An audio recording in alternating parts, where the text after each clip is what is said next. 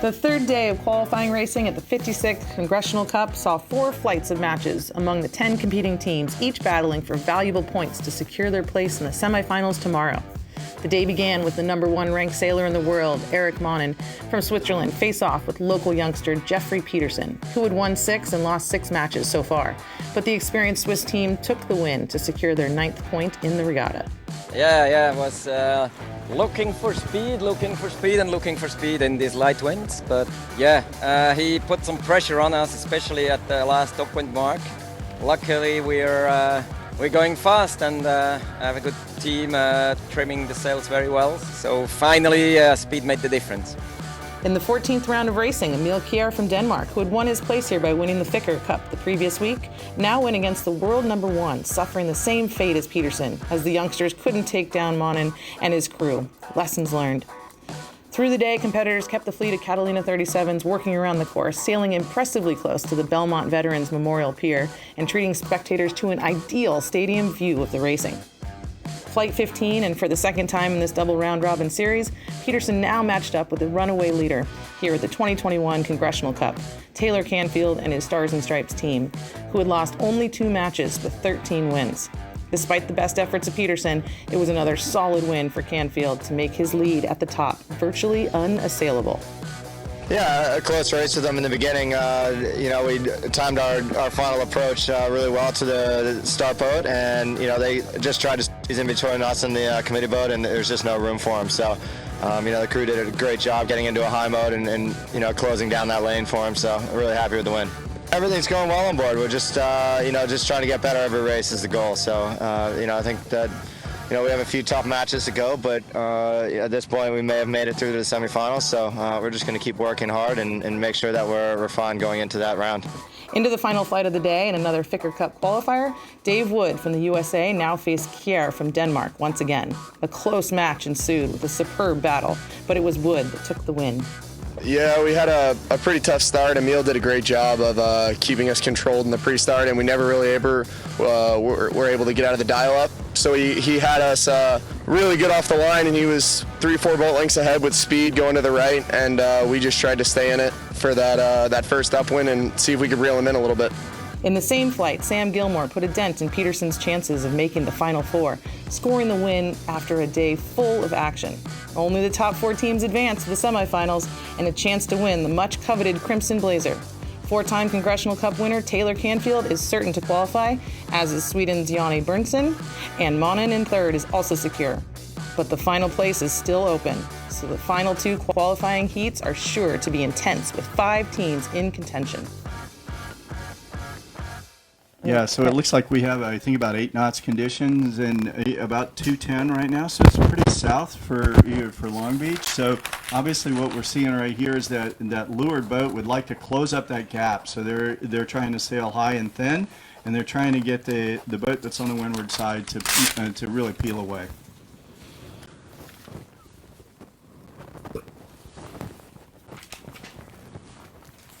Yeah, it looks like they're really trying to close the gap right now. You can see Max just put the bow up pretty aggressively, so we'll see how this turns out for him.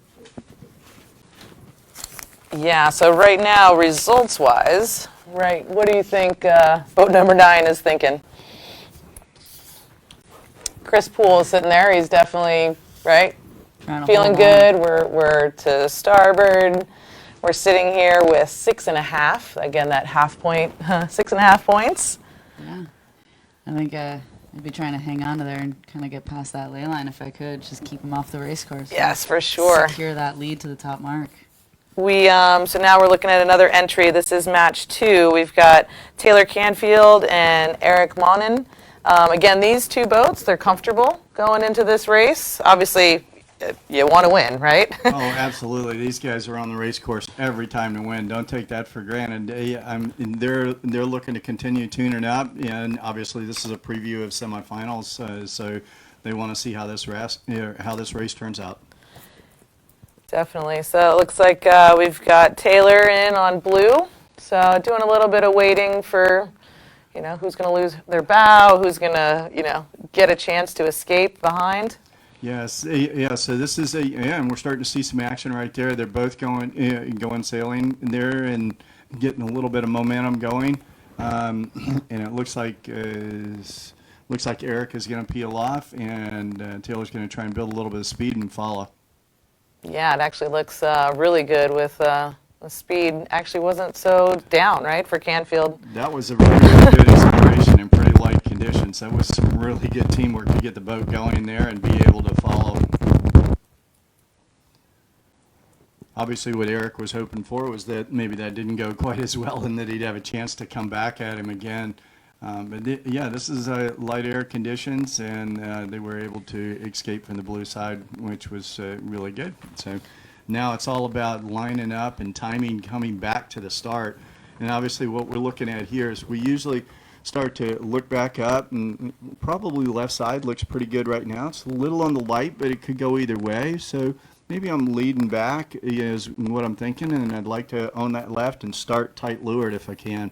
Yeah, looking like we'll get down here and they're going to start the game of circles, right? Yeah, they've done their timing runs, so they know how long it takes to get to the race committee boat and how long it takes to run the pools pylons there, the standoff area.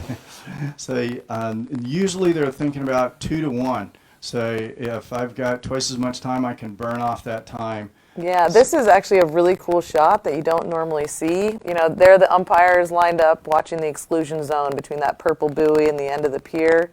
That's the big game for when you're leading back and heading back to the line of where you're going to be on that exclusion and how you're going to be able to push your opponent. Absolutely, absolutely, and this is great viewing for the people at the pier. We're obviously in the studio down at the yacht club, but wow, this is great, and they get to see the teams up close, working hard, and obviously it looks like Taylor is. It's 1 minute to the start, which is great. We got the clock in the studio this time. This is awesome. We're looking at 55 seconds for those on the pier, if you can hear us. 50 seconds, and my guess, there's our boat. You can see they're within boat ley line, which is always an important factor if you're going to be luffing each other. Yeah, absolutely. They're looking at the boat ley line and the shutout line directly from there. And Taylor had good position there, and he's got Eric. We're looking now at the view from the drone shot right now. But, yeah, that's pretty good. Yeah, I think last weekend when we were racing in the light air conditions, it was about 40 seconds to the race committee boat from the corner of the pier there, or pools Here we pylons. go. We're going for full speed here. We got about 15 seconds. Yeah, very good, and it looks very tight lured right now, so it's going to probably be a split tack, and there we go. We see Eric and tacking hopefully just before start. And that's going to be tough. It doesn't look like he's going to be able to clear that race committee boat, so he's going to come over here, and he's I may just tuck by.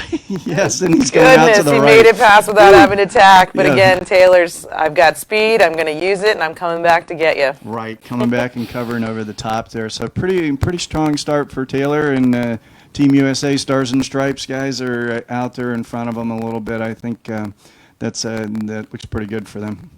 For sure. And again, points-wise, these guys are comfortable going into these two races. They know they're going to be advancing, but it's still going to be, you want to show who's who, right? So definitely they've got all their sharp tools out.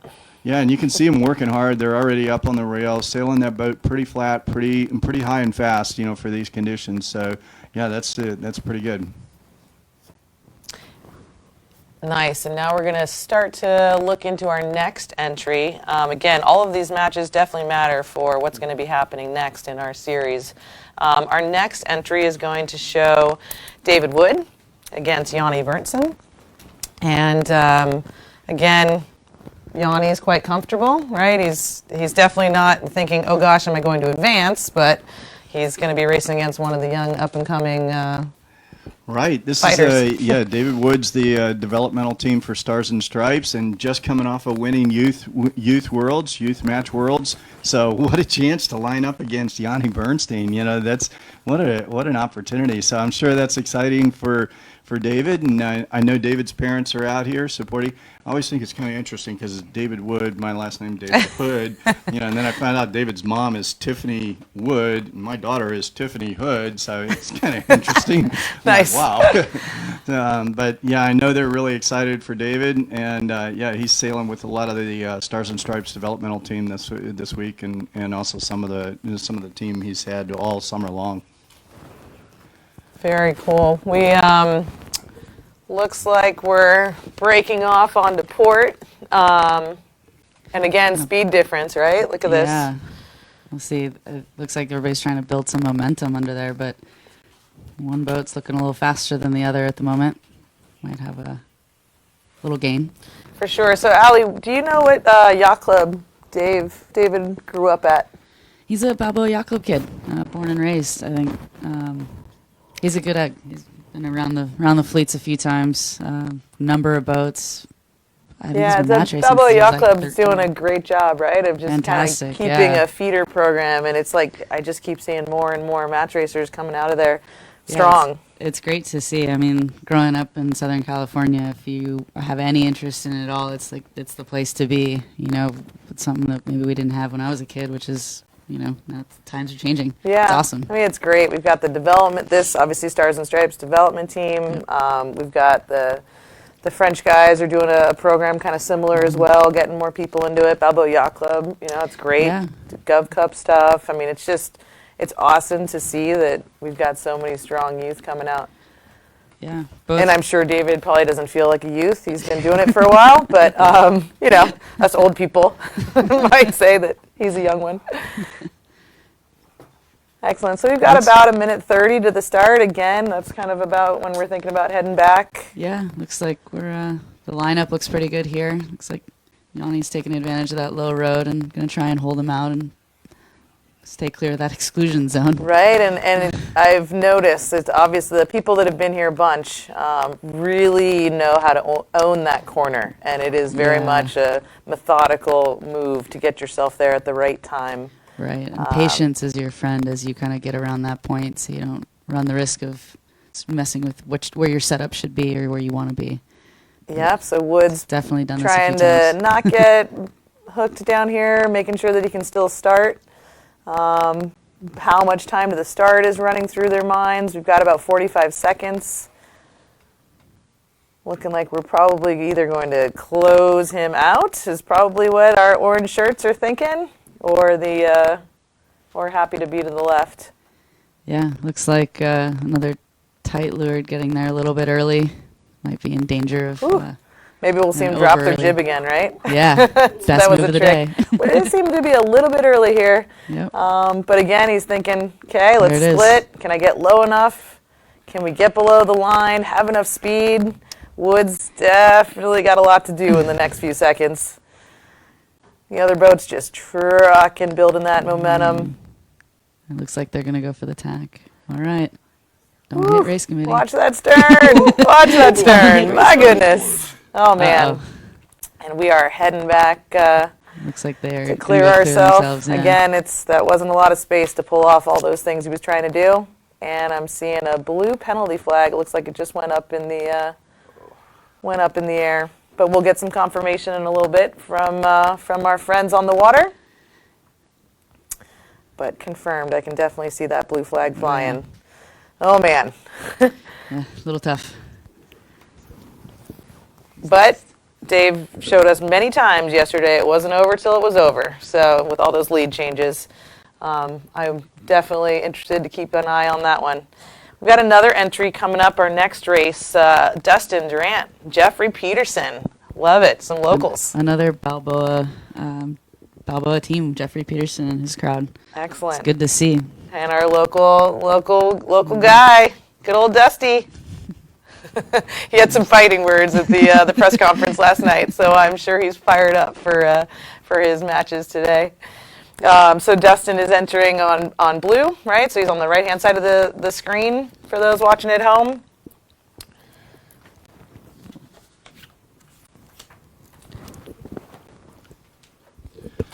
Okay, look at that. Yeah, this is Getting great. We across. got two Southern California teams here. It's great to see Dusty and the guys out there, and this looks like a really good start. And Jeffrey Peterson also up from Balboa, like Allie was saying, and Jeffrey's going to be returning here in a few weeks. He's representing the whole region here in the U.S. Match Race Championships. Pretty awesome getting the cross, right? You come in with blue and you're thinking, oh man, I'm at a disadvantage. But if you're on with your timing, maybe boat's a little bit favored, right? You can get the cross and get off to the playground and use hopefully a starboard card at some point. Yeah, I think Jeffrey's team was just a few seconds late, and every second matters on entering right at the 4-minute mark, and Dusty and team really entered with speed from the port side there, and they were able to do the downwind cross. Yeah, so now they're down here with quite a bit of time, right? 2 minutes. Yeah, tons of time. 2:40. Yeah. And so they're doing some circles here, see if they can gain some advantage over the other boat. The farther away you get, the more math you have to do and more precise you have to be. It's the worst to follow somebody in too far away, right? Oh, yeah. You don't want to be late in these conditions. So, yeah, you definitely want to have your timing right. And they're all the way down in there into the mooring field down there. There's a little platform boat down in that area. And by the way, it looks like we have quite a few boats out on the water today too. So that's pretty nice. We'll see if we can give them shout outs later. Here we go to the corner, right? Yeah, right on the corner here. Leading back, but very tight. And 2-minute mark. So they're hoping to scrub probably almost a minute. Yeah, so it's kind of a lot to play with. It is. But it looked like Dusty's happy to take on the challenge. Oh my gosh, watching that exclusion zone. Yeah, that's tight. I am sure the umpires are watching this, but let me know on the pier. It's looking pretty close here.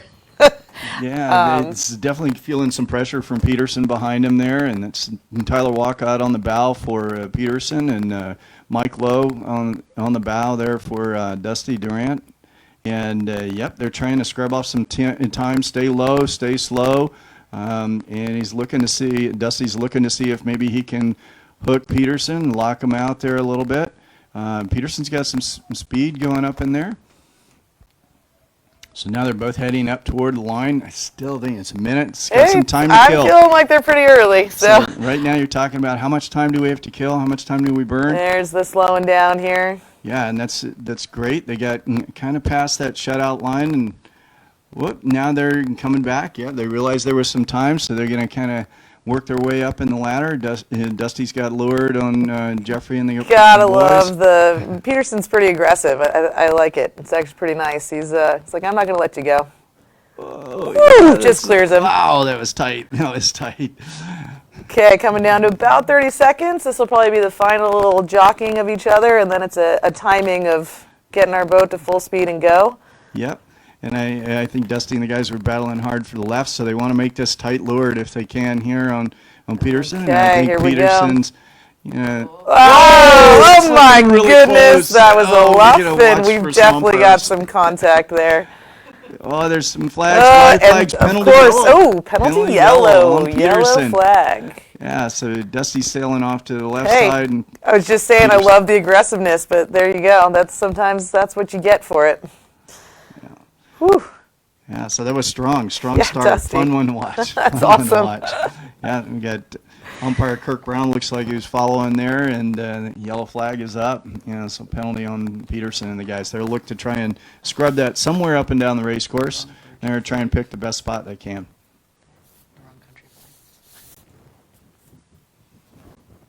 Very nice. This is, I don't know if Dusty wanted the left, but I know he was.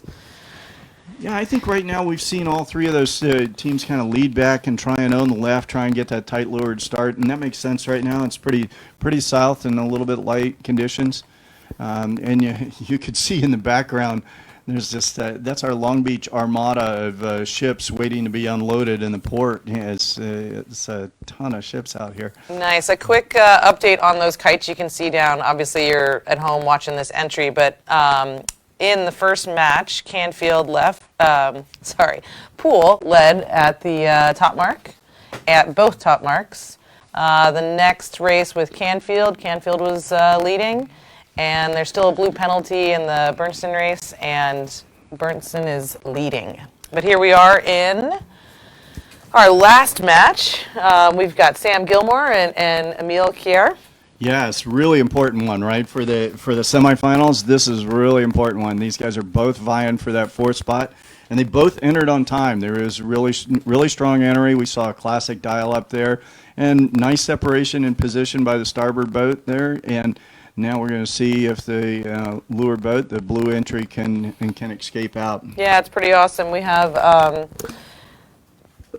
Emil is sitting with seven wins, and Sam Gilmore is sitting with 7.5. You hate those half points, but sitting with 7.5. So in essence, pretty close. And oof, check this out. What do you think here, Allie? Oh boy. This is a troubling spot sometimes, that's for sure. Let's see if they can clear themselves, though. Oh boy. Yeah, a little bit of lost your bow, and umpires are right there. We've got our green flag flying, so everybody's Good clean. sign. Let's see who can get their forward momentum again. There we go. A little speed. Okay, spinning right. around. I know Kiera talked about last night that they're just going to focus on what they've been doing right, which that's always, That you boat know, it's speed. what you can do, right? They've got great boat speed. They've been making great decisions, and a couple small things didn't go their way, but Yeah, looks like another engagement. We'll see see if they try and take him down or take him up. yeah, this Looks is like pretty this might good. be So a- again, can't cross cleanly, so he's got a starboard card still. Gilmore is looking to see if he can get across him so that he's not pinned off to the left. But it's it's a game of patience. And some, yeah, slow-moving boats. There's not a lot of breeze out there, so it's once you lose that flow, it's kind of hard to get it back. Kind of see that with Gilmore trying to do that turn, not so pleasantly, but it came out all right. And just to make it exciting, we've got some kites coming right through and coming to the finish. It's actually pretty close. We got the Club 100 kite. That's looking at Chris Poole right there. My guess is that's where the finish went to, was to Club 100. And Stella, my goodness, that's Max. It's a close race. Those guys are right behind him. Super, super close. And Max, man, they had a rough day yesterday, and again, it's like bouncing back from that. Yeah, there was a very close finish there. There was Chris is definitely still thinking he's got a shot at that fourth spot, so he's trying to keep that alive. But there was less than a boat length between those two. Yeah, and having Max having to avoid the boat styled up right here that we're watching here, Gilmore and Kier, I'm sure that was a crusher, right? You're Right. so close, and then where can you go? And that action in this start that we're watching is all over at the pin end. So Holy it's moly. pin end, and it's just really, Oh my goodness. yeah, that's really tight. I mean, look at the shift in power, right? We looked at it a second ago with Gilmore well pinned off to the left, and here we go. Gilmore's saying, see ya. Yeah, I'm he going was- towards the line with speed. He was able to get the reversal there and get the stronger hand, right? So we got Got about 15 seconds. 15 seconds to the start, approximately. Oh, looks like it's 10 seconds to the start, and we got Gilmore and the guys coming up here. Whoa, let's see if they can get by the race committee boat. Wow. And actually worked out good. The Danes are on top there, Windward, and it looks like they squeezed by the race committee Yeah. boat. Wow. I'm Wow. thinking, for those watching at home, I'm thinking that clock was a little bit off, obviously, but that's actually pretty nice. We've Yeah. got them both off the line. Emil actually pretty strong with the amount of time they really had. Yeah, clean start there. Yeah. That was really all the action was pinned up there hard on the start line, and it looked like maybe Gilmore got a little bit of a reversal, but now the Danes came out strong on that, right? They got the They windward really did. position, They got tons of room to leeward of them. right? A little bow forward. bow out. It's So like- this is a good position for the Danish team. Oops, sorry about that. Yep, for sure. And look we've got some tacks. We're going to see what they decide here. Yeah, boat handling, boat speed game right now. Here we go. Here's another one. Looks like they're just going to match the whole way up. It's a tough one. This is where you talk to your crew and you're like, okay, guys, this one's going to suck for a second. Hold Yeah. it together. It's going to be a little tiring. You're going to do about 10 tacks. You're like, I promise beers at the bar later or Cokes. Yeah. Yep, tack for tack. This is where Emil says, you know what? All those races that we just barely lost yesterday, I am going to take them out on you, Sam. Yep. But it looks Nothing like they're- personal. Yeah, nothing personal. Looks like they're making a couple of gains, which is nice. See if they let them breathe a little bit and favor one side or the other. Looks like they might be favoring the right. Okay, I think you called it there. You're right there. Emil's trucking out, comfortable with staying to the right, and I would assume he's probably also wanting to stay somewhat in touch, but time will tell. Maybe he'll decide to stretch it out and let his crew kind of breathe for a second. Can't take a deep breath. Yeah, back-to-back tacks in the 37s is a tough game to play. Yes. So we've now got all of our pre-start, all of our races on the race course, or we have one finished, but everybody else is racing. We had one. Here's our next. There we go. We've got a drone feed coming in, and this is still Sam and Emil's teams.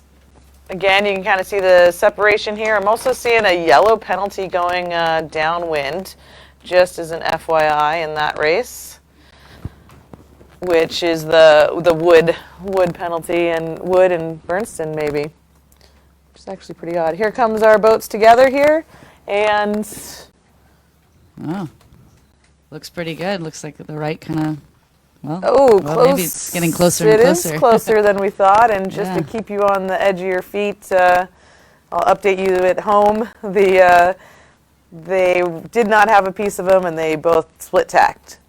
Coming into the Windward Mark here, we've got in boat 8, we've got Dustin leading it, and here comes Peterson right behind. There's a penalty in this. I think this is the yellow penalty that we saw earlier. Peterson still carrying that yellow penalty and a few boat lengths behind here.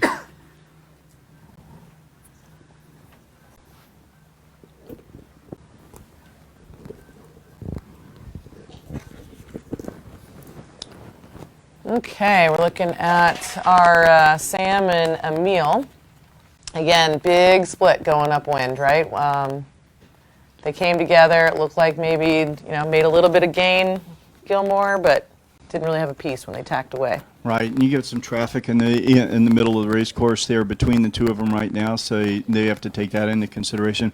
But yeah, coming off of the start, that little attacking duel, that was to try and get out of phase. The trailing boat wanted to get out of phase, and they did manage to get out of phase, but the Danish team obviously picked the right side, thought it was a little bit stronger, and they had that split. So now we're going to see them coming back in pretty close to the Windward Mark. And we can see 3 Windward Marks in the water today.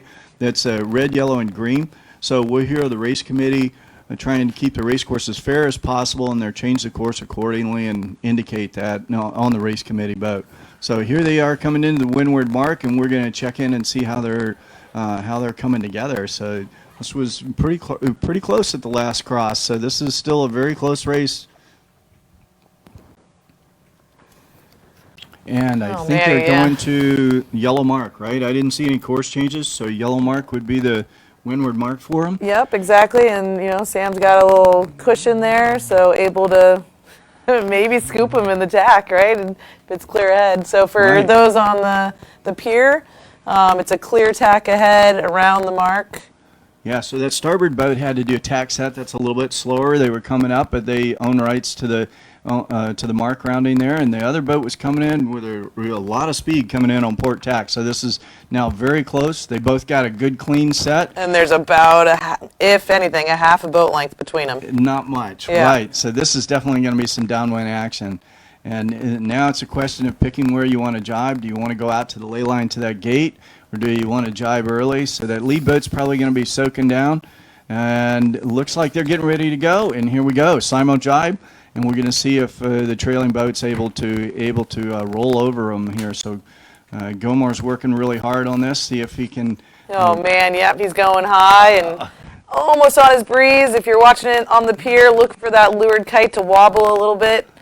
Right. Maybe, and here comes Emil heading up some more, trying to keep his air clear. He's still bow forward. The breeze has got to be at least on his mainsail, if not on the kite. Definite big fight. So if you're that Windward boat right now, you got to get over the top, or you're gonna have to change and get down lower. Otherwise, the Danes can just take them almost off the race course. So not enough. There we go. Kites are breaking. Not enough space to spin. They are luffing each other. We are going almost head to wind here. Yeah, this is a lot of crew work going on right now. This is really big on the bow guys. They're trying to keep everything. We're watching for contact here. between the kite and watching the umpires, and I see a blue flag, right? Is there blue penalty? Oh, flag man. up? Blue penalty. Blue penalty is up. Windward boat. So we'll see if we can get some reaction. We got umpire This is Steve Meyer big. here Blue with us. penalty just went up. Kite is halfway down on the Windward boat. Our Windward boat is the blue boat. Kite Yeah. is draped on top. You cannot see Emil at all. His whole team is covered with the Windward boat's kite. Oh, and we've got another boat coming up wind ducking behind the mess as well. Oh, we do. We have another match right Holy there. moly. Ducking behind That's that. looking like, I think it's boat 3. Is that Peterson going behind him right there? Oh my my goodness. goodness. This is, okay, we've got kites filled again. So this is a game of, do we keep sailing? Do we keep our kite down? I think Emil is saying, I am not letting you have an inch, buddy. Right. So Emil, took him up hard, and it's possible that Gilmore didn't react enough, and there's that Okay, penalty blue, and we're now we've exiting. got another green, I think, on the umpires, and the Danes are exiting, clear ahead. Clear ahead, kite's full, boat behind you has a penalty.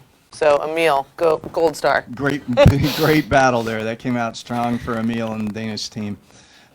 So Gilmore and the Australian team here will see if they can get back in it. They're still not far behind, so they're looking to see if they can get some re-engagement, right? They want to scrub that penalty off, so they want to stay close enough that they can engage. Yeah, definitely. And so points-wise, just as a reminder, so we're the leader coming down right here, Farmers and Merchants Bank. Emil's teams has 7 wins.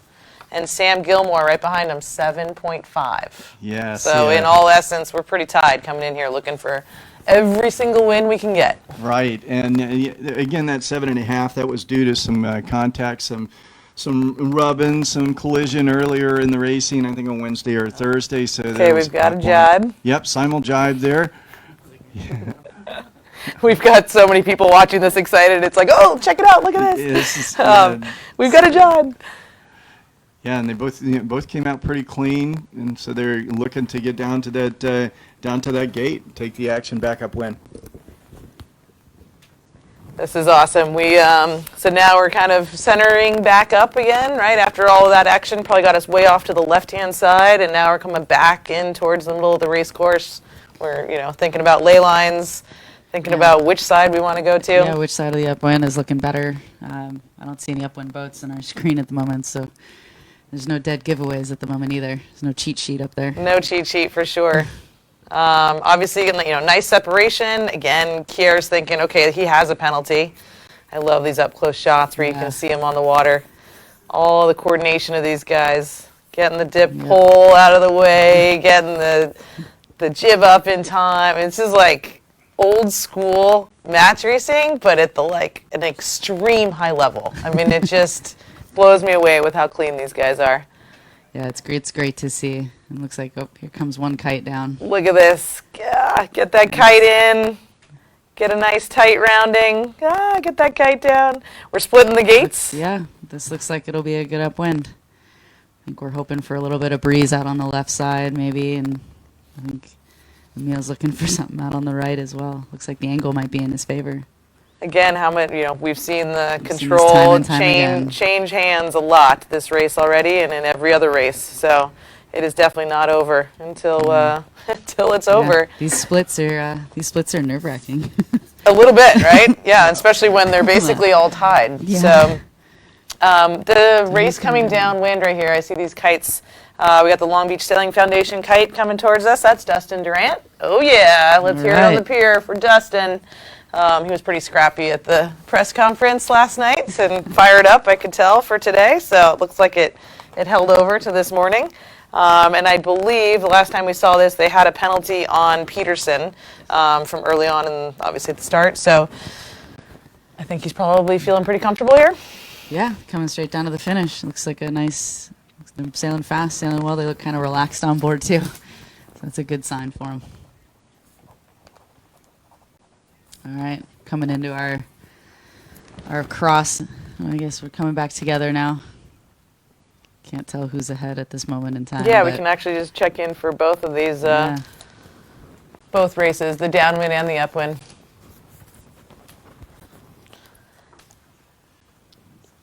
So just an update on obviously the races that have finished. So pool, right, in match 1. Excellent job, Chris. That was that close finish where they had to split the guys that were dialed up. And then in the second match, Canfield took the win there against Eric.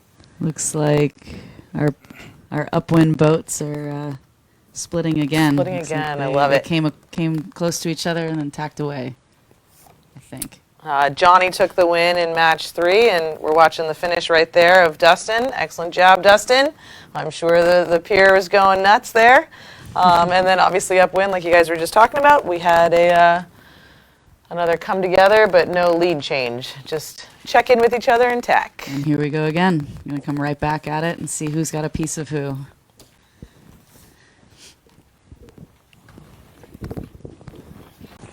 So let's hear it on the pier there for Dusty Durant and team there. Mike Lowe on the front, and Payson Infelice and the Dare brothers and David Hucker. Yeah, that was a great race. Yeah, that was well done. I'm sure Jeffrey and the guys over there will be regrouping and going after the next one. Meanwhile, we're going to go back up the race course here and look at the guys that are going upwind. And it looked like the Danish team, Amir, they chose maybe the mark, the gate that was a little bit closer, and they kind of liked that right side. It worked for them when they were up there and going upwind before, so they went out to the right, and they've decided to kind of hold on to the right. They just keep kind of pushing Gilmore and the Australians back to the left. So we're going to see how this comes together. The Windward Mark should have a really good downwind fight again, because I still think they're pretty close. So they're both tacking over, and we're going to see what we've got here as they come together. And it still looks pretty good. They both had nice clean tacks and built speed quickly, and now approaching each other, and we'll see what happened here. Coming close, coming this close. This is what drives you crazy. Here we go. Looks like a little lead out from the Danes, and they're going to see if they can put a little bad air on Gilmore and the Australians, and they're going away. Yep. So still no piece. But checking in, not a loss or a gain, really. So making sure they just stay close for that top mark, right? Yeah, still pretty close. So it looks like breeze must have filled a little bit across the race course and fairly even across the course right now. But definitely looking for where that next pressure is coming. Is it going to be more on the right or more on the left? So the Australians and Gilmore have already tacked over, so they're both on the same board going up here, and we're going to see the Danish team here pretty soon, approaching up around the Windward Mark. Okay. Here we go. Wood's in our screen. Nice job, guys. But here we go around the top mark. Right, yellow mark. So that last meeting was really critical. It was. They forced Gilmore to go away and had to go high on that port tack lay line. So now they're coming in much further behind. That was a real important one. And now they've got looking like 3-4 boat lengths at least. Here comes Sam Gilmore and team. There we go. Getting the kite up and getting it to fill, dropping, and that was a really nice set. I know. But that definitely cost them a few boat lengths, right? It was an extra tack, and that's going to be a few extra boat lengths. Yeah, for sure, and having to go a little fatter on ley line and all that. But again, just a few boat lengths, getting on their breeze, trying to make sure you get them in the middle of a race course, right? Have something to play with. Yeah, absolutely. In this breeze, it's definitely not all over yet, but the Danish team in Emil looks really good. So it looks strong on this final run down to the finish here. Oh, here we go. Yeah, this should be fun. Going for a jog. Looking to get their breeze, slow them down as much as you can, close the distance. Remember, we still have an outstanding penalty here, so we definitely have a lot to do, but that doesn't mean it's impossible for Sam Gilmore and team. Yeah, I mean, if they can close this gap at all, it's going to be a really interesting, tight finish. But we'll see if they can get on top of their breeze right now.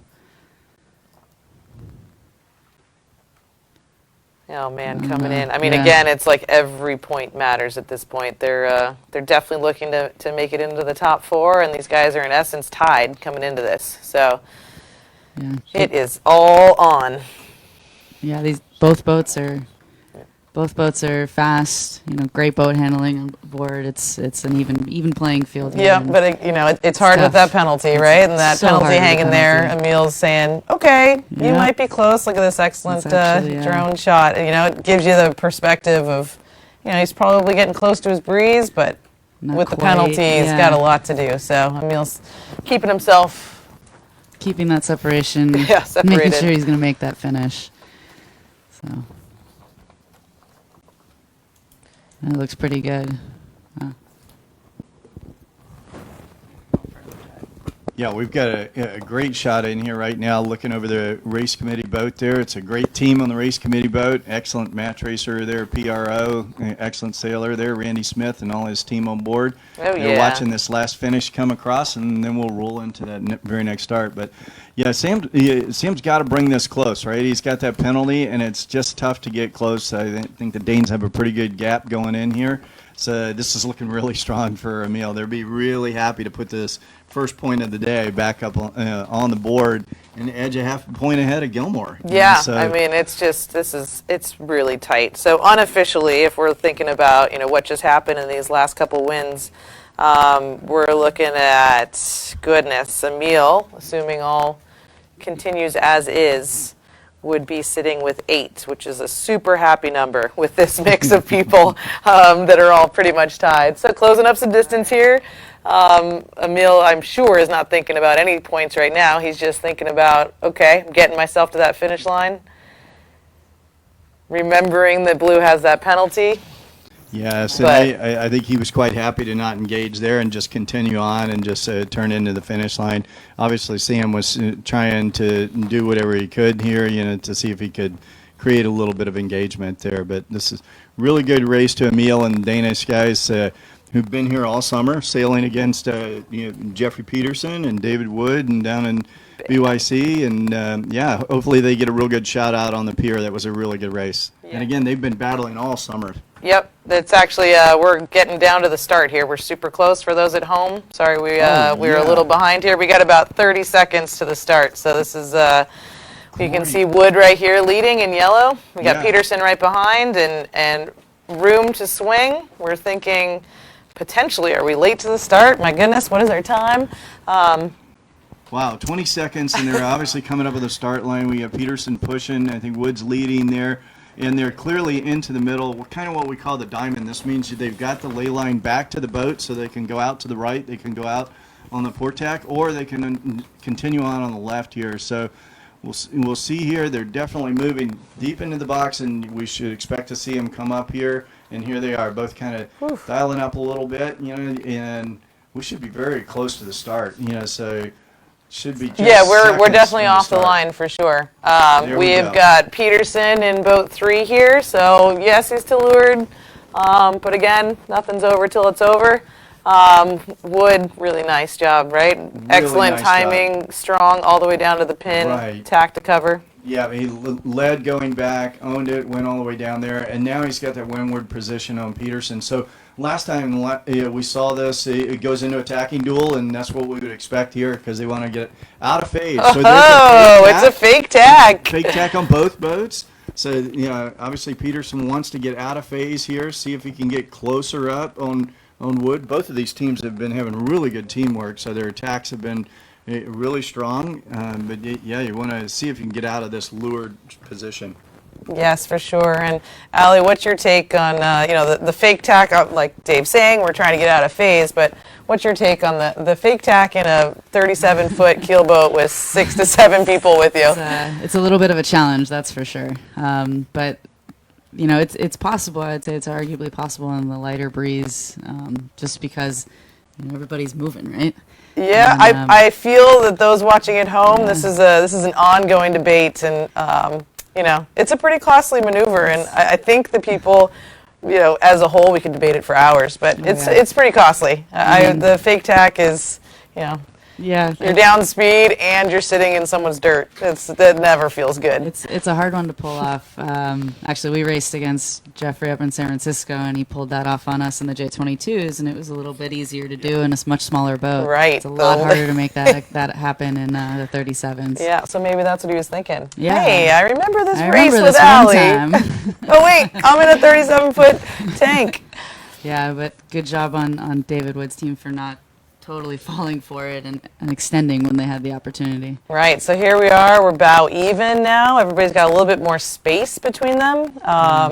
going for another tack. So again, It's going to be a boat handling can you game. get them out of sync, like you said, Dave, and can I get enough space to get some free wind and free runway to get going?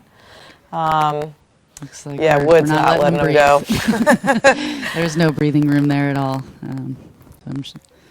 So go on for a little bit. Good thing they're young and strong and their hearts are healthy. Yep, ready for whatever their skippers are going to throw at them for sure. So again, tacking back, bow even on port. Big rock, big flatten on Wood's boat. Okay, incoming Peterson. Peterson's saying, hey, getting a I'm little chipping closer. away. We're chipping Yep. away, getting a little bit each time. It's got to feel good to be able to chip away at it little by little and get as close as you can before you get to that windward mark. We know these guys are really good with making things happen downwind, so I'm sure we'll see some exciting stuff if they stay close. Yeah, and a kind of textbook match racing move there. We're bow even on port. Okay, as soon as my opponent tacked on to starboard, I'm going to cross over and I'm going to get all the way to the right. That's my opportunity. He did a little switch there, and so now Peterson's coming back. You're getting towards the top half of the beat, and so starboard becomes more and more important as you get up there. It looks like it's a little bit more favorable for David and his team out there. Yeah. Got a couple of inches in there. It's the debate, right? You're is. match racing, and it's all textbook, but you have to be able to let go and say, wait a minute, I'm Wait a lifted. minute, Keep going. I need that pressure wherever it may be. Yeah. So this will be good. Oh, Yeah, goodness. even within these tacking duels, choosing the time to tack, just to try and keep your air clear. And if you're the lead boat, you're trying to put that bad air on the boat following, and you're hoping for some maybe little crew mistake in there. It gives you a little bit of room. But yeah, this is tightened up pretty close, and obviously super important race for Peterson, but important to both. Every race is a new race, right? And this looks really tight. So now they're heading out to that ley line for the Windward Mark, and it looks like I think Peterson's the leeward boat right now, right? He's Yes. trailing on this, and Yep. Wood's the lead boat. So Wood's going to pick his spot here for the ley line to that Windward Mark, and Peterson's going to try and stay out of that bad air and keep it close for that downwind There run, we right? go, making Here we his go. call on ley line. Pretty fat. And I believe they're still going yellow, right? Yeah, still going and- yellow, so the boat ahead is Wood, and Right. definitely did a pretty fat ley line, like Right. over by half a boat length at least. And he's kind of dumping some bad air on Peterson right now to Right. try and get a little bit on that, so that main trimmer is working hard on spinning some bad air back there. And here they go, round the mark. Let's see if we get a clean set. Nice. Lead boat, wow, pop up, going. And here comes Peterson, pretty close, maybe 2 boat lengths, maybe? Not Boat length and a even. half. Yeah, boat length and a Yeah. half, So both definitely- kites up. This is super close. Yeah, definitely within range to have a pretty tight fight on the downwind run here. So, Oh man, here we go. I love this. yeah, now it's timing. Watch for this jibe, and Peterson probably simul jibe with him. See if he can get on the bad air and see if he can collapse that kite on Wood and see if they can get over him right before they get to the leeward gate.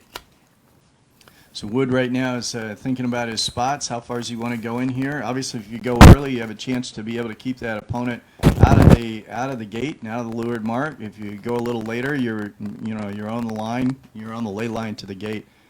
So I'm seeing about a boat and a half, maybe 2 boat lengths. At Yeah, most. maybe growing distance a little Here they bit. go. Here Leader's goes this. going first. Oh, and did he go? And jibing right fake back. Jibe. Yeah, kind of.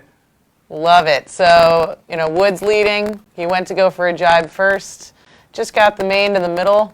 Convinced Peterson to get going and went right back. You Right. can see the wobble of the kite on Wood's boat. Maybe a little. It's always hard, right? It's Right. like the You the see- fake tack. It was a fake jibe. Right, and he was polless right now. There's no pole on the kite right now, so they were free flying the kite there. So Okay, he's back on starboard, and he's breeze easily behind him.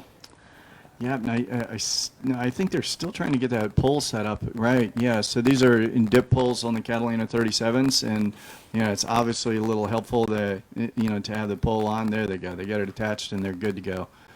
So then in that jibe, either fake jibe or a little something happened there, and they didn't continue on, and Peterson did. So we're going to see how they come together, the Windward Mark here. Yeah, for sure. The fake jibe is a useful thing if the opponent falls for it. And it allows you to get your air clear well behind them, so they've got to work double hard to get back onto their breeze, right? Yeah, you just got to execute it cleanly. Yeah, right? exactly. That's the big push on the boat handling and teamwork. So you can see this awesome aerial view.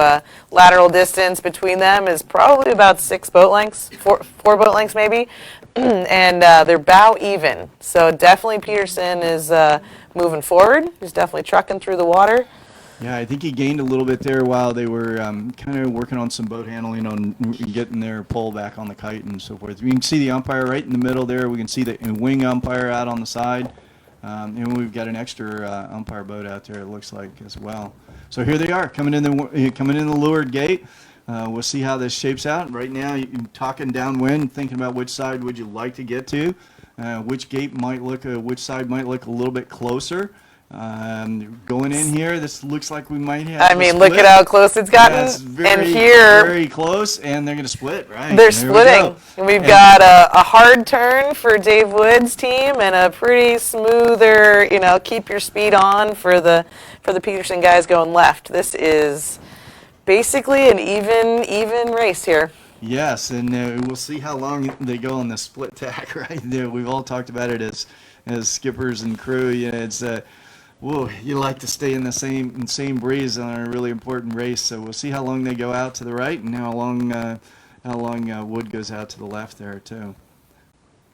Pretty awesome. It's Here we nice go. it's nice to be Peterson. Could have like the smoother turn. It's keeping that momentum, not having to jibe and take everything across the boat. Absolutely. It takes away, maybe a little bit of that space behind you. It takes away a half boat length or so. So definitely we'll see how they come back together here. Yeah, there was a little more challenging crew work for David Wood on rounding the left mark there, and it was really smooth and strong going around the right. We're just going to see where the pressure is, and Peterson's already tacked over. They're on the same board, and we'll wait for David to tack over, and we'll see how they come together, see how close this is. What are you thinking right now if you're about to tack right here in your wood? Hoping Allie? for that righty. Yeah. I saw it on the previous upwind, so I'm sure they're trying to go back for more, and I don't know if they got it. It's going to be a close. Let's see if they've got a piece of them.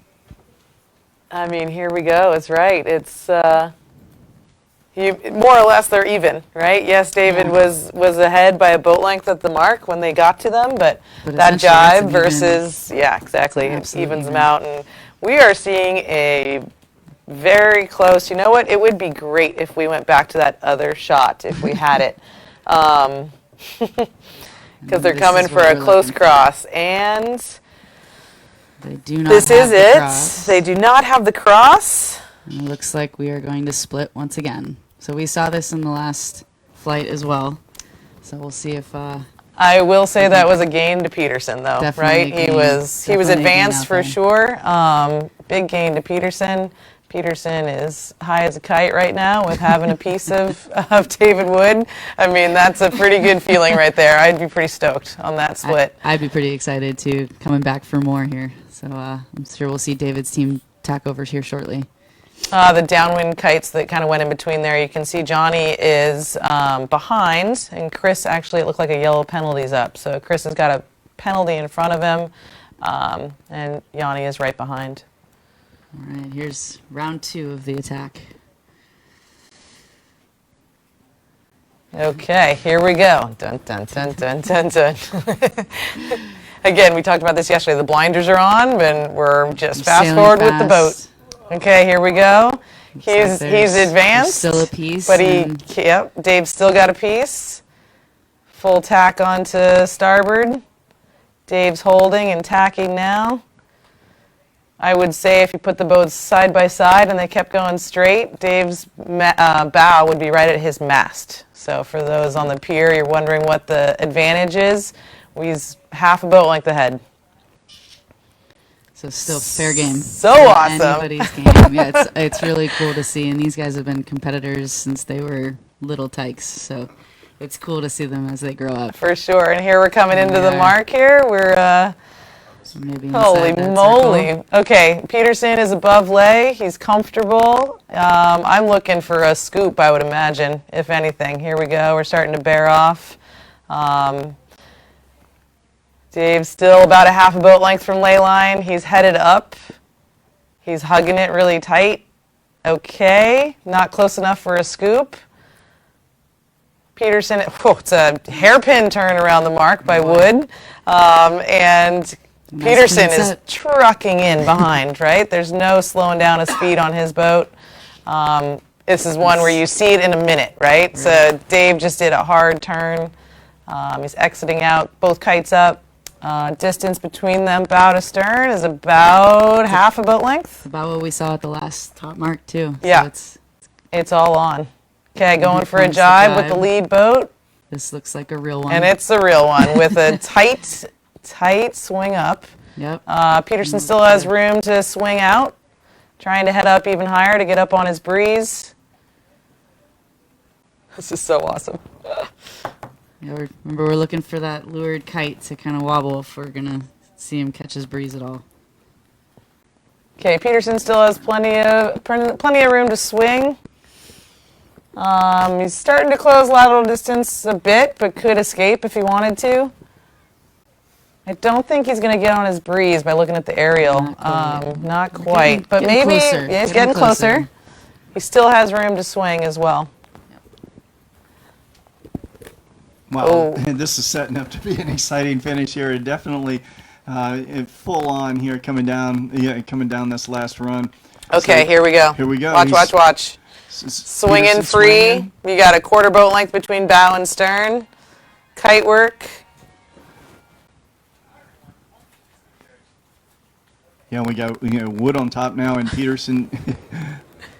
Oh, yeah, kites are full.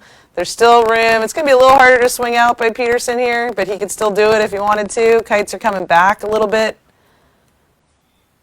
Woods to leeward for those just tuning in. All points matter at this moment, and Peterson is really looking for a win here. Came Yeah. from behind. Absolutely. This is a potential spot in the semis for Peterson, so he really wants to see if he can pull this off on this downwind run.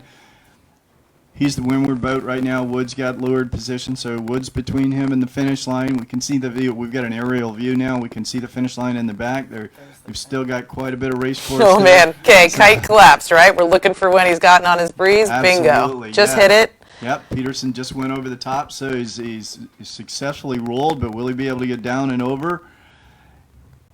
So the goal He's is, fighting oh hard man, in here. okay, Whoa, I don't know if he watch completed this. a jibe, but we did Oh, it. but Peterson's probably going to take him up pretty hard on this. This is Okay, gonna be- we've got a huge luff.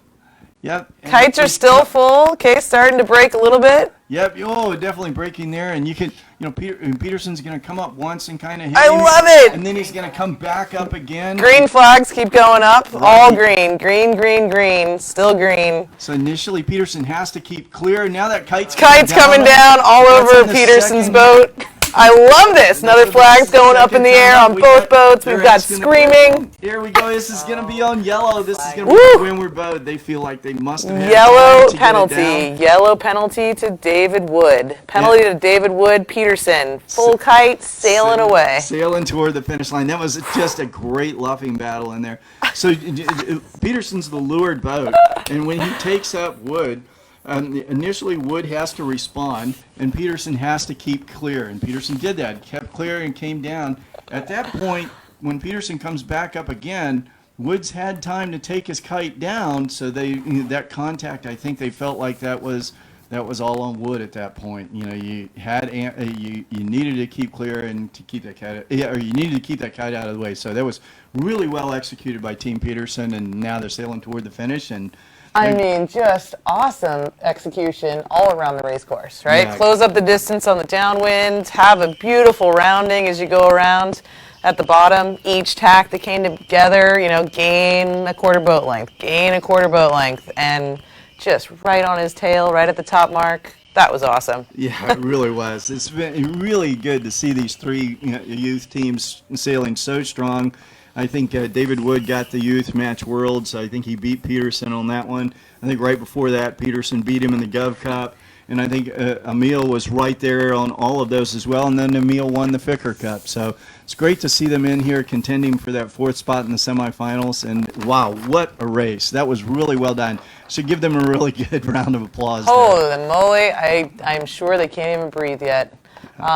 Stars and Stripes development team, that was a pretty impressive battle, right? They just back and forth, gain control. Again, a hard loss for those guys to take, but what an awesome match, right? They're just back and forth, and that was pretty amazing. That was fun. Yeah, it was always fun to watch those guys. No, it's great. It's funny to watch them too because you can almost see if they kind of know the other's next move. Right, for sure. So that gives us, 8 wins, right? Peterson gets you at 8, and Emil Kier went into this match with 8 wins. So it's actually going to be pretty interesting to find out how that 4th match in this flight's going to be going. Emil and Taylor Canfield for sure. Emil's right here in boat 4. Oh, yep, exactly. And boat 4 is Kier, and so he's racing Canfield. And Canfield. He's off the screen, but we know he's out there somewhere. But the important points, here it comes down to who's going to get that extra, who's going to get to 8. We're looking at the magic number of 8, or maybe 8.5, right? Yeah. Those little half points. So. Looks like. Still don't see Canfield in the screen. Yeah. I can see a boat coming off from the right-hand side, so we're just slowly coming together. Again, it's breezy enough to have people on the... there we go. Boat 10, is that what we're Yeah. Yep. Taylor's in There we boat go. 10, just going for attack. Oh, this is I interesting. love match racing. Okay, we've got Taylor Canfield in boat 10, to leeward of Emil. Emil feeling pretty good after, he ended his day with a tough day yesterday for sure, but look at that, trucking right over on ley line, getting to the top mark. Oh, a couple of waves, there's the bucking Bronco. Yeah, the bucking Bronco. And Taylor, right, he just tacked on ley line, but again, right after attack, that's hard to do. Looks like he's a little shy of ley line too. He's poking it up to get up around first. That mark. There it is. Oh, that's gotta Emil. be a good feeling. Emil Kier and team pretty excited with this one. This is awesome. This is the first mark, so we're just jumping into the beginning of this. We didn't see the pre-start because we're obviously well wrapped into the Wood-Peterson excitement of luffing and taking each other out, but here goes Emil with the jibe. And Taylor right there with him. Again, Taylor pretty close, right behind. Yep. Close enough to make Emil head up a little bit high there out of that jibe. Yeah. Gotta, keep the pressure on, keep you a little nervous. That's Man. Okay. It's gotta be a great feeling though. So while these guys make our way downwind, we are actually going to talk with Peterson very quickly because I'm sure he's pretty excited. Peterson, who just won his last match here on day 4. Let's talk us through that last race. What was the exciting points on that downwind for you? Well, we did a really nice job on the second upwind of reeling them back in. We felt that we've been fast downwind all week, so we made gains after a pretty pitiful start. Reeled them in, we were able to round clean and just get bow to bow on the first cross, and from there, our game plan was just stay close enough, stay within 2. We call it a play 2. Stay within 2 lengths, and then we attacked on the downwind. So we were able to kind of force them high and give ourselves some more runway at the downwind. Got a really close jibe through onto port to try to roll them to the left side instead of the right. We were able to get over across and flip over on starboard, and from there it was he decided to jibe inside of us, and it was like Macy's third floor going up, smack them head to wind. And we gave them room to take their kite down, and they proceeded to drape their kite all over our boat. And the umpires agreed with us that was not, the proper way to do that, and we were able to get the penalty, bear away, and win the race. So really stoked to come away with the last one there. Amazing, yeah, all in your favor. And talking about points here, we're rolling into semis today. How do you feel going into that? Well, we're a little uneasy. We didn't quite do enough work to make it really easy for ourselves to walk in through in fourth place. We have to have a couple people in this last flight lose, and some of them are doing it, some of them aren't. So it's not in our hands anymore. We did the best we could, and we're really proud of that. And thank you to my boys up front for everything this week so far. And hopefully we'll be sailing later today as well. Awesome. I'm wishing you guys all the luck and keep watching what happens. Back to you, Molly.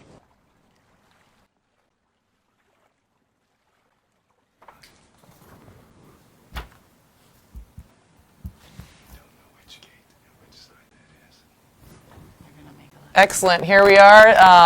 I'm getting you back into the action here. We've got Kier rounding the mark. Kite down, still clear ahead. There was a little bit of jibing back and forth, but obviously no crazy winging it around. And we've got a little bit of gap. Kier again extending a bit. Yeah, and he's going back out to that right side, which has worked good for him in that first race. So he had a nice rounding there, and now we've got Team Canfield going around the other gate and going out to the other side. So we'll see how it goes. So right now there's still a little bit of 10-degree shifts going back and forth out there. So that's the weather report we're getting. I think it's still around 8 knots, so it's still kind of light, but definitely looking. Oh, yeah, and see, Emil doesn't want them to get too much into different breeze, so they're going to come back together here. They're both tacking, and we're going to get across and see what Emil likes to do here. If he wants to try and send Team Canfield back out to the other side and stay on. If Emil wants to stay on the right. Yep. Or if he wants to switch. So we're going to know in a moment. Definitely clear ahead, obviously. So clear ahead. So we're kind of expecting what looks like he's going to continue on. He thinks that side out there's got some breeze, and maybe tack as he gets a little higher out here above him. Yeah, he did. Yeah, so he's continuing on there, and Canfield switching. So we're seeing him switch sides here. And we'll see if this gets any closer as we get to that Windward Mark up there and see if they can really have a fight on the downwind run. Yeah, Emil really liked the left-hand side. It worked last time. Why not repeat what works, right? Yeah, I think he wanted that really good smooth rounding and then wanted to go back out there strong. And so, yep, he's out there on the left-hand side. And right now we do see it's still, I think, a lot of southwest. So we're seeing it kind of switching back so that left side has some dividends on it. So it's slightly out of view for me here at in the studio, but I just saw Dustin's kite going downwind and Gilmore as well. And Dustin was leading at the top mark, and it looks like he's still leading on the way down. So I am loving Dusty, man. He was feisty last night, and he's been killing it so far today. Well, and they've just been getting stronger and stronger. Time in the boats, they haven't been out here, so they're just getting stronger and stronger. And we're seeing them put up a really good day today. Hopefully he comes away with 2 wins here to close out the double round robin, and that'll feel good. All right, so right here we've got them both continuing out.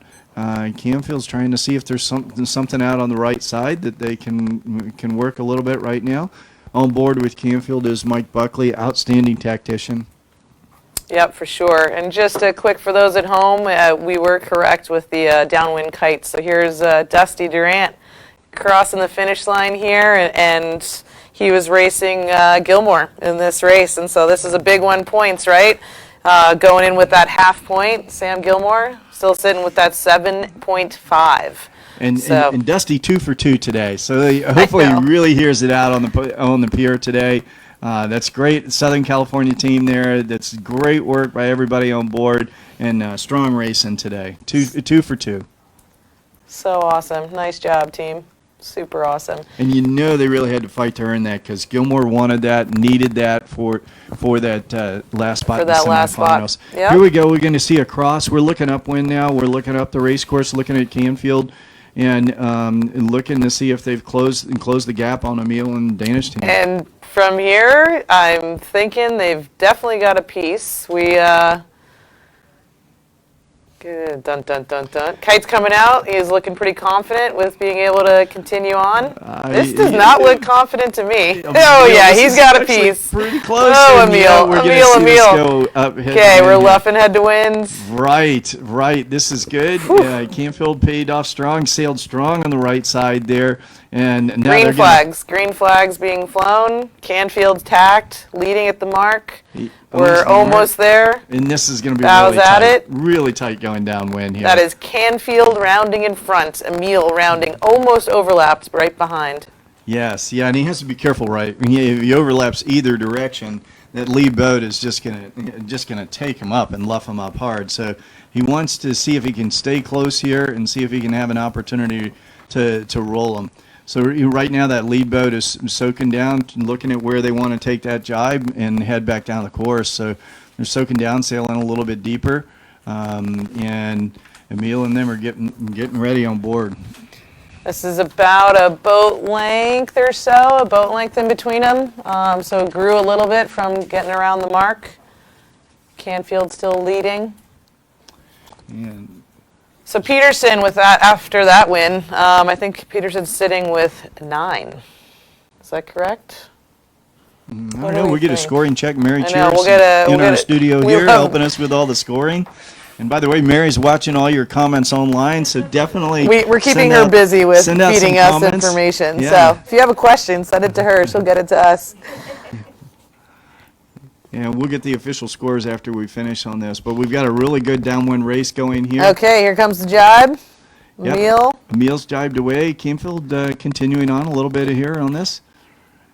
And I think, is this to the finish? We jumped back in on this, so this is going back down to the finish line now, right? Yes.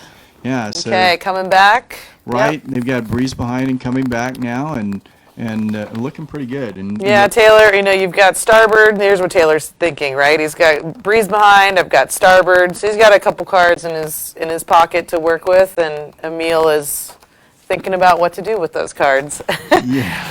Yeah, that was a really strong second half of that upwind leg for the Stars and Stripes team Canfield there. I had the opportunity to sail with Mike Buckley in the Ficker Cup. He was doing tactics for us.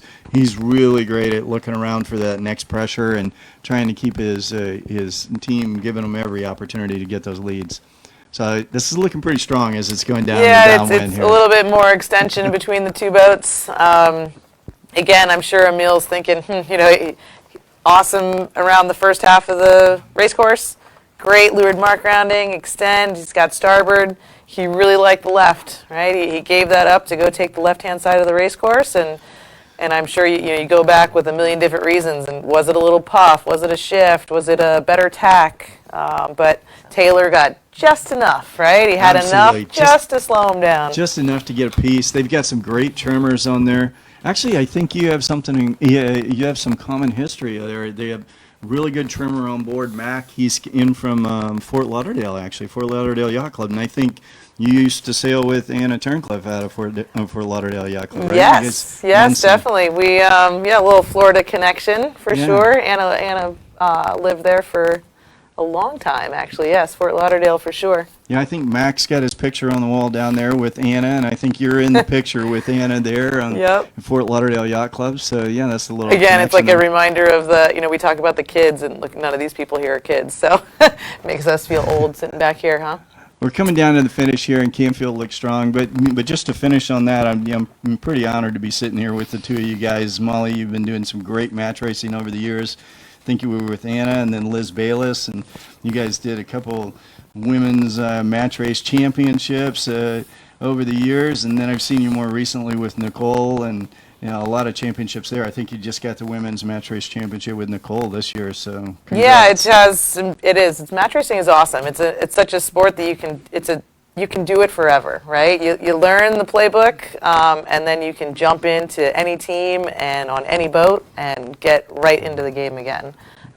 It's just super fun for sure. And yes, it's pretty nice to be able to sail with a bunch of rock stars, right? Everybody in their own right is a rock star, and they all love the sport, and everybody just comes together and it's like, let's do it. Well, we really appreciate having you here at Long Beach Yacht Club and sharing your insights, with the audience. I think we're live streaming across the world. I think at one point we had check-ins in the past, I know, from over 50 different countries. So, yeah, if you're listening online, definitely say hello. We've got Mary Cheers right here in the studio watching all those comments and, responding to some of those, and we'll try and give you a shout out around the world. So. Yeah, and here we are. We're jumping into the last match. So we're looking at Max and Eric here. We've got Eric to Windward, boat 6. And Eric is coming into the Con Cup here as the #1 ranked match racer in the world, right? So yeah, the Congressional Cup, going into the semifinals, he's pretty comfortable coming into today. Yeah, and he's got the family on board, right? The first time, and I think he's recently married, right? I think within the last month. So this is wow. It's great to have him out here in Long Beach doing his honeymoon, I guess. And Uta made it clear that this was not her honeymoon. Very clear. But she's definitely, obviously, having a ton of fun. And actually, last night, we had the Junior Congressional Cup, which was pretty awesome. And she got to sail with one of the juniors, and she was talking about it this morning with me about how much fun she had. And that it was a little crazy. Some people weren't, I was like, what rules are we following and what are we doing? It was great. And there were a lot of people watching the Junior Match Cup. I think Yanni pulled that off and Taylor was in there, but everybody was having a great time with that. A lot of people watching, standing all around. It's so cool. You get the drivers or, the wife of one of the drivers in with all these kids, and they're all in FJs. They're doing a little, modified Windward Leeward, making it around the race course, and it's so awesome to see these little munchkins, because it tends to be like the smaller kids and these rock stars, right, sitting in front of them, trimming the jib, and Yanni going downwind, they're wing on wing, and he's sitting up right next to the mast, making sure his weight's perfectly in there. Yeah, and I think we had David Wood sailing with Deputy PRO Wendy Corzine, Sophie Corzine. I think she was the lightest wave helmsman. Olivia. Oh, Olivia. Younger sister Olivia. They were both out there, I think. They both were, and it was awesome. Olivia is like, I don't think she could, there's no way she could have pulled the main in. And so it was just, David's trying to help her pull it in and hiking super hard. And yes. I think she could stand up and the boom would clear her head. It was so cute. Absolutely. She did have that advantage. And I think she was all of maybe 40 or 50 pounds, maybe. Yeah. But it was great to see him out there. And there were a couple of those that we actually had in we had a match race practice series coming into Ficker Cup, Con Cup, and several of those were out there. Nikki and Alex Leck were out there last night in the Junior Con Cup. They were out there with us, and so was Madison Mansour. And Madison had a great comeback in that Junior Con Cup race last night. Had a tough start over early and came back and sailed really well and finished strong. The other funny thing, well, there were many funny things about the Junior Congressional Cup, like watching from the stands. So all of the crew was upstairs at the yacht club, yelling down to the race course and heckling their skippers or their opponents. And for those watching the racing here, obviously he's driving across and making his way towards the finish line with some space for sure still. So.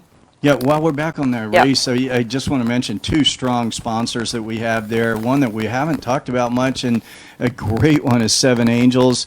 And I saw them personally, the owners personally here, Greg delivering a lot of cases of wine for the party tonight. So we really appreciate Seven Angels. They're really great sponsor. And of course, Stella on the other side, that's our beer sponsor. And everybody's been seeing that. We've been having some of that, I think, during the press conferences, and it's great to see those two kites flying. Yeah, for sure. And obviously, for those watching, it is getting a little bit closer. It is, they're closing up a little distance between each other.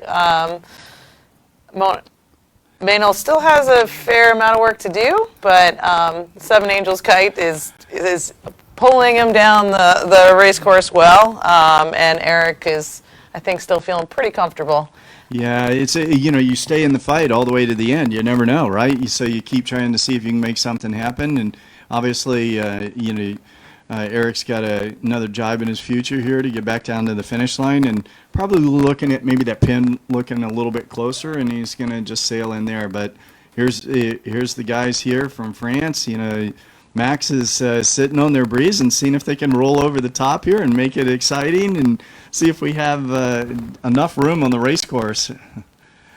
I think Eric's thinking he's got this pretty strong there, but boy, Max and the French team stayed right in it there. He really did, and here we are, right at the pin, close to our finish here.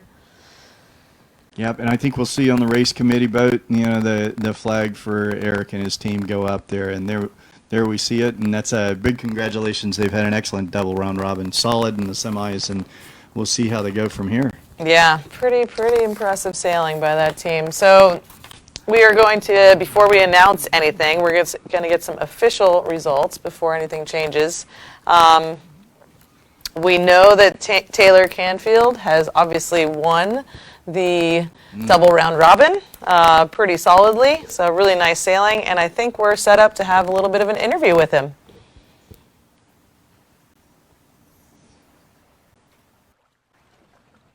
Moving through to the semis, how was the last race for you? Walk us through it. What made the difference on that second upwind?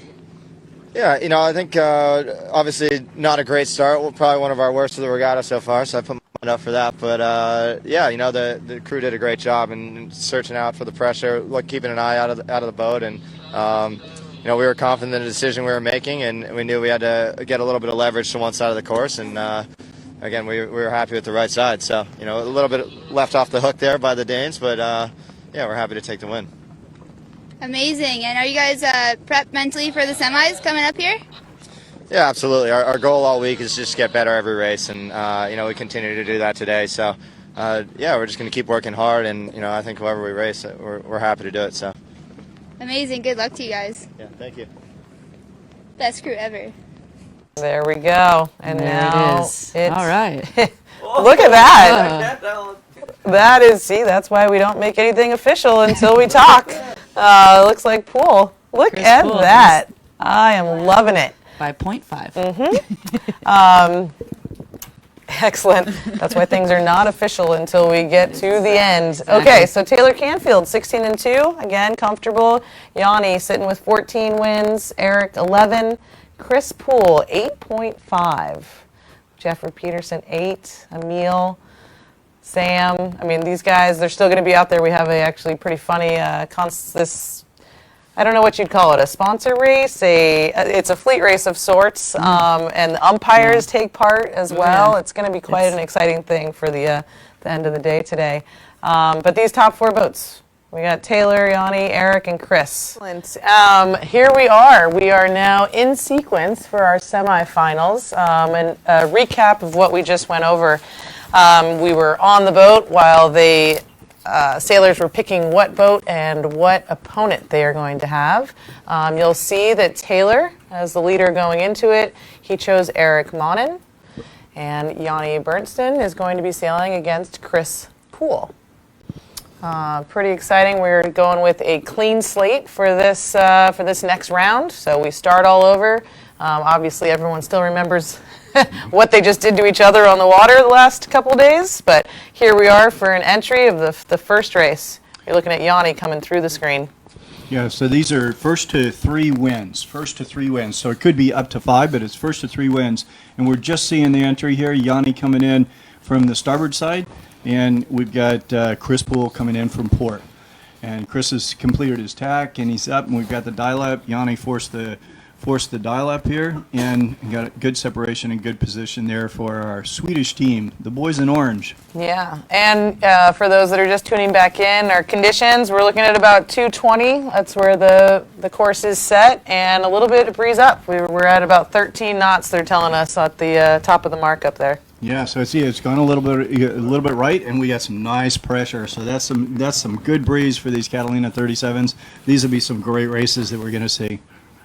And we can see the umpire boats in the picture here as well. We've got the wing boat and the umpire boat that's trailing the action. Yanni's coming back at him here, so we're looking at probably another dial-up with Chris Poole's team. Yeah, making it, it's clean, right? Get him back and stopping and holding him here. We are also joined in the studio, which is awesome, by one of our umpires fresh off of the water, Mark Townsend. You're going to be able to hopefully help us understand the craziness we might be seeing. Yeah, so here we are in a dial-up. Looking at Chris Poole, I'm not sure whether he got down to a close hole course, so he might be still attacking boat. Oh, no, they've both gone through head to wind. So the Poole is to weather. He has to keep clear of Yanni, so the risk is here on Poole. Yanni's a bit down speed, so it looks as though Poole's going to be able to cross above him. without any penalties.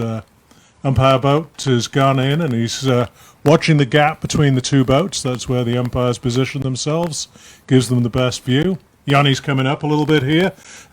Poole responding. He's required to keep clear throughout this maneuver. Poole is going to be trying to extend a little bit here and get across and jibe across. Doesn't look as though he's going to be able to do that, so he's probably going to circle around. Might be use one of these boats coming up as a pick. No, he doesn't. We are 1 minute, about a minute 30 from the start. There's Poole's used that boat as a pick, so he's managed to pick Yanni off on the boat. Yanni's going the other side and waiting for him. Yep, and you can see, obviously, there are a lot of things to pick off over here. We've got a lot of things in the playground for everybody to maneuver around. Chris going down. He's trying to get the hook on Yanni. Yanni's seen that move a few times, and he's accelerated away. Accelerating towards the pier. The first boat to get the pier gets the obstruction, and the trailing boat can't force them off the pier. So coming back towards the pier, doesn't look as though they're going to reach him. Yeah, we're pretty low on. Seconds. Yeah, definitely low on time. So not getting all the way down to the playground, but leading our way back in. And it's definitely Chris is thinking, oh man, I'm not making the ley line here. I've got to get over. Yanni's trying to stop him getting over. Doesn't look as though Yanni's going to be able to lock him out from the race committee boat at this time. So Chris is trying to avoid being forced up by Yanni, and Yanni's trying to just keep that hook on and force him up. Risk is all on Poole at this point. Whoa! Very close. Very close. Again, getting right up to pin ley line here. So Chris is not going to have much of a runway to get yourself going. Down to about 5 seconds. It looks like they're racing, and I think Yanni's going to get the better of him here. Poole, good defensive move, put a luff in. Yanni's advanced, though, so it's going to be tough for Chris. He's probably going to have to tack away behind Yanni when he gets some clear space. Right, and the space is going to come at a big cost in order to be able to tack. You can see the umpire boat directly behind the two competitors. They try and stay in the gap so they can see any rule breaches and make sure the boat that's supposed to be keeping clear is keeping clear. Yeah, it is really nice to have these guys out there to basically keep it all on the water. You know, old school, we'd all be just sitting in the protest room for a long time, end of the day. So right here, it's awesome. Yanni's moving forward a little bit, so Chris basically has enough space to get out, but I don't know if he's going to do it yet. It's one of the you balance losing yourself bow to stern with the guy, and do we want to get out? And he's living down there, okay, not great, but he's not. But Yanni's not really got him at this point. Chris is still able to survive. Yep, and now we're seeing on our screen that the next match is entered. We're going in for the dial-up. Monin on the left and Taylor on the right. Canfield here is the keep clear boat. He's keeping clear. The umpires are sat behind watching the gap. Looks as though both boats might start to be backing at this point.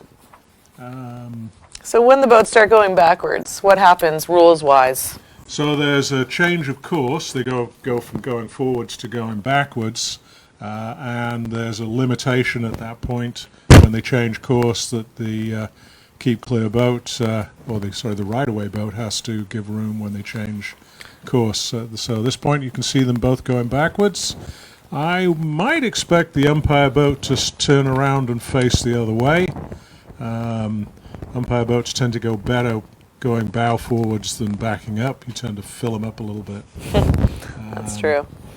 So here goes. Monin's going backwards more quickly. Yeah, he's almost free enough, right? Yeah, it looks like he might be able to There he goes. swing. His bow's going down. I'd expect him to back his jib so he can get across, but it's almost like he's happy sitting here right now. He's able to get free and he's not doing it, so there's got to be a reason. He's happy to stay. yeah.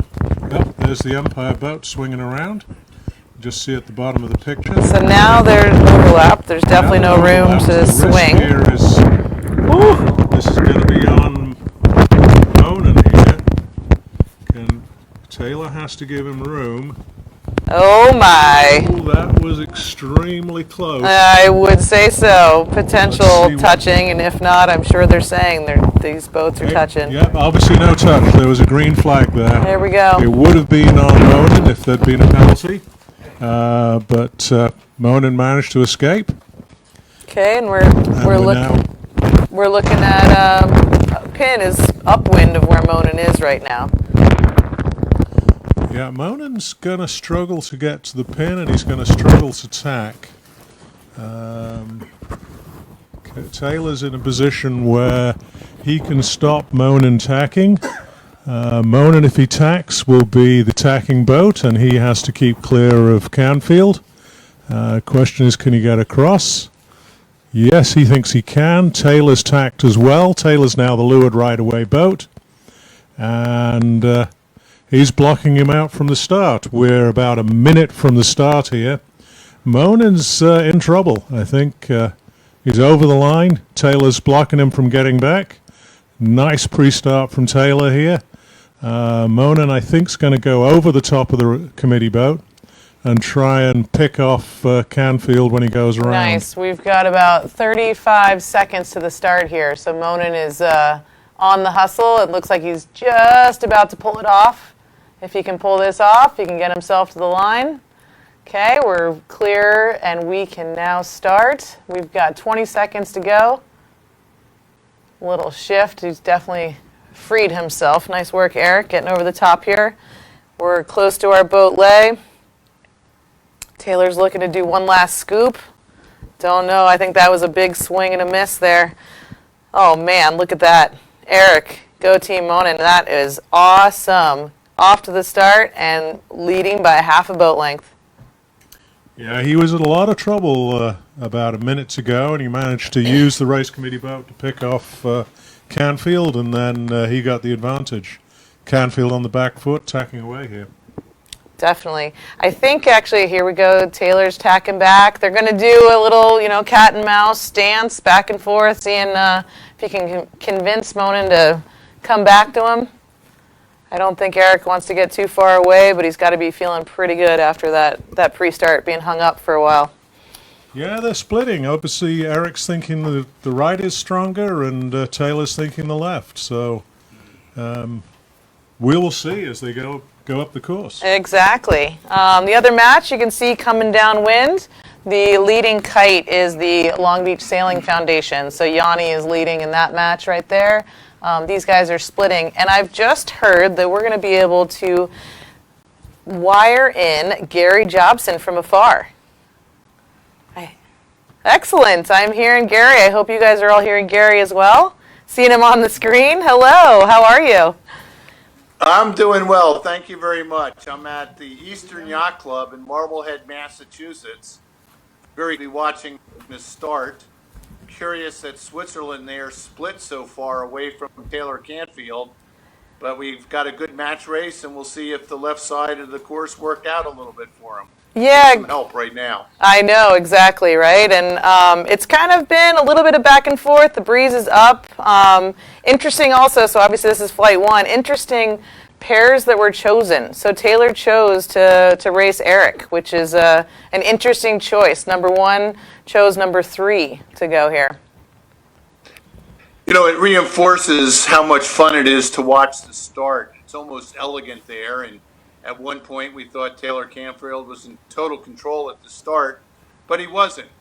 And it was a good move to use the committee boat as a pick and get around that committee boat. And now now the Switzerland has a 2 boat length advantage. Yeah, it's pretty awesome. I don't expect Switzerland to go too far here, but he's sure doing that. He likes the long splits.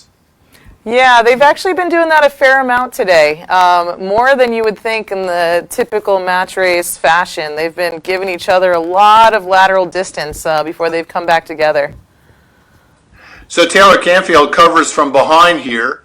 Switzerland happy to get to the right side of the course, And boy, there's a lot of ships out there on the horizon, and I wonder if they're far enough away not to affect the course, or do they affect the wind a little bit from You know, we your haven't position? we haven't found that it affects the wind, but we've definitely seen some pretty big wakes come through. So kind of when they do a little bit of shifting out there, we'll see the random wake, residual wake come through, but no wind effect. But here we go, they're coming back together.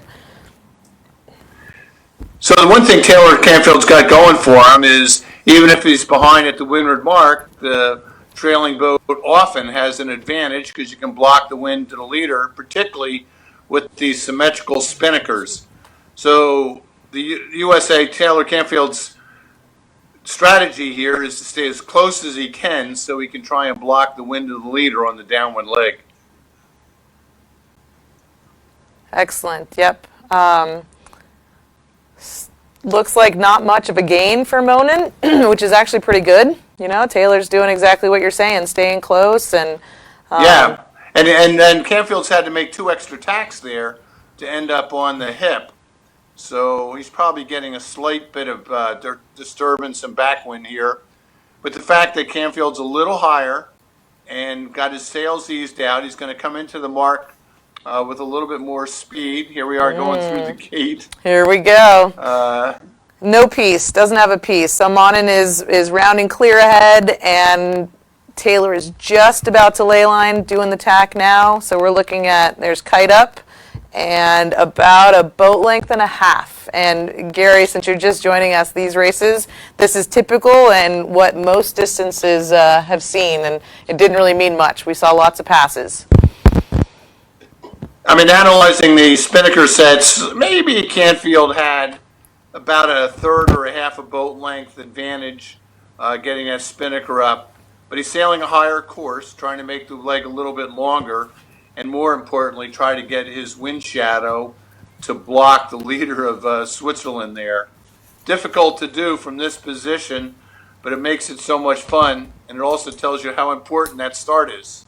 Yeah, exactly. Taylor actually saw a start similar in the end of the round robin. Ended up passing on the second downwind. So it's definitely not over from these guys, all the moves they have. But both boats have now jibed. Again, nobody's affecting anybody's breeze, just making their way down the race course.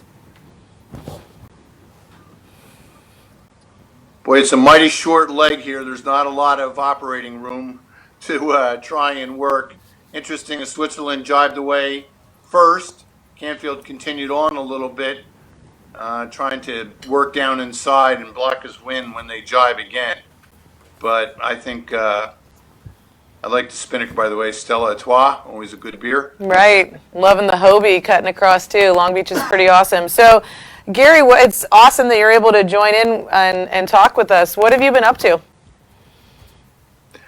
Well, I have been doing a lot of sailing. I sailed the Curve 50 in Newport, Rhode Island this summer, and did a little bit of 12-meter sailing and some Harbor 20s on Wednesday night racing in Annapolis. So I've been able to get out there, and I was at Long Beach Yacht Club just 2 weeks ago. Oh, nice. The juniors on a match race clinic, and spoke to a women's group about match racing as a lead up to the Congressional Cup. And to my eye, it looks to me like Monin, Switzerland here, might have made a little bit of a gain on this downwind leg. Yes, definitely. It was, we started at the set with about a boat length and a half or so, and we're looking like a comfortable 3+ boat lengths. Nice, clean boat handling for sure. And down comes the Stella kite. I'm guessing we're going to go for a smoother rounding. Nope, we're going to go for the jibe and following Monin around the course. So it's curious to me why you would go around the same gate when you're in a match race and you need to get out of phase, even if the other gate is slightly less favored. I mean, here he goes, and Canfield tacks right away, and he's going to be covered. But why wouldn't you use the other gate to be out of phase? Yeah, I kind of agree as well, and also having an easier turn, but maybe race course-wise, there's just more breeze on the right and didn't want to risk it. So I am sure they discussed it at length before getting there. One of the golden rules of match racing when you're maneuvering like this is not to make a maneuver unless you're up to full speed. Canfield tacking very quickly here, and probably not at full speed, but the goal is to get out of phase at least and not have his wind blocked by the leader. Right. And you can see the other match going downwind as well. There's a pretty big difference between the two of them, but they're making their way to the finish line. You can see the Long Beach Yacht Club Junior Sailing Kite, nice and full. That's Yanni Bertson in the boat 1 right there. And he is followed by Chris Poole and team. What are some stories, Gary, with Yanni? I can only imagine. Well, pretty exciting stuff to be out here with all these top sailors from around the world. Congressional Cup. I mean, one of the great things about this regatta is its long history now. I think 57 years that the Congressional Cup has been going on. Usually it's in the spring. Here we are in September. And you look at the list of A, who's won this regatta, and B, who's come close to winning this regatta. It really reads like a who's who of sailing of the past 57 years out there. And this group of sailors that we've been seeing this week are continuing that legacy.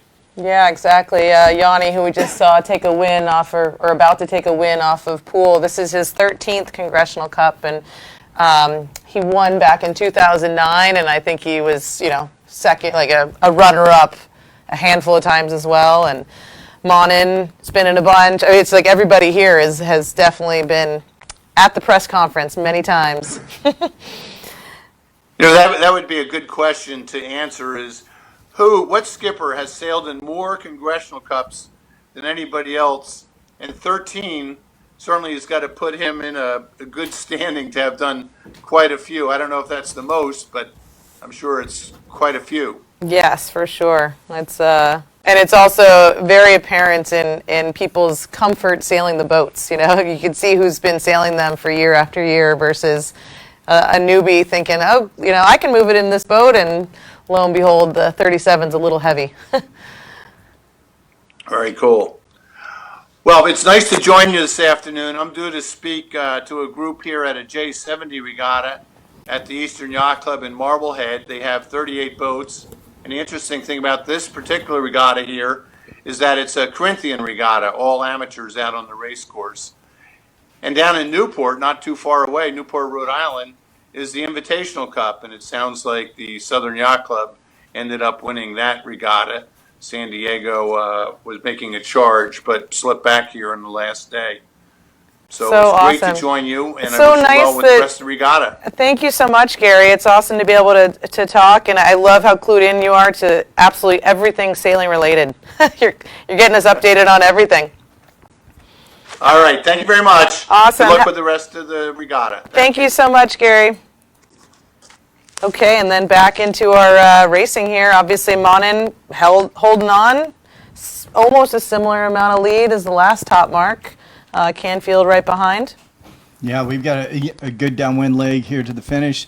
That was great hearing from Gary and then Gary Jobson. And we're actually broadcasting from the Jobson room at the Long Beach Yacht Club. That's where all of our tech crew is, and all the live feeds are coming in there. So, yeah, that was great to have Gary on for a few minutes. Really, really was. It's amazing the knowledge that he has and just how long he's been involved in the sport and how much he wants to always give back, right? He said, the Congressional Cup's happening? I'd love to call in. Let me check in. So. Yeah, and we miss having him here. Obviously, there's a lot of people that are typically here for the Con Cup that haven't been able to travel in. So it was great to have him linked up with us online here.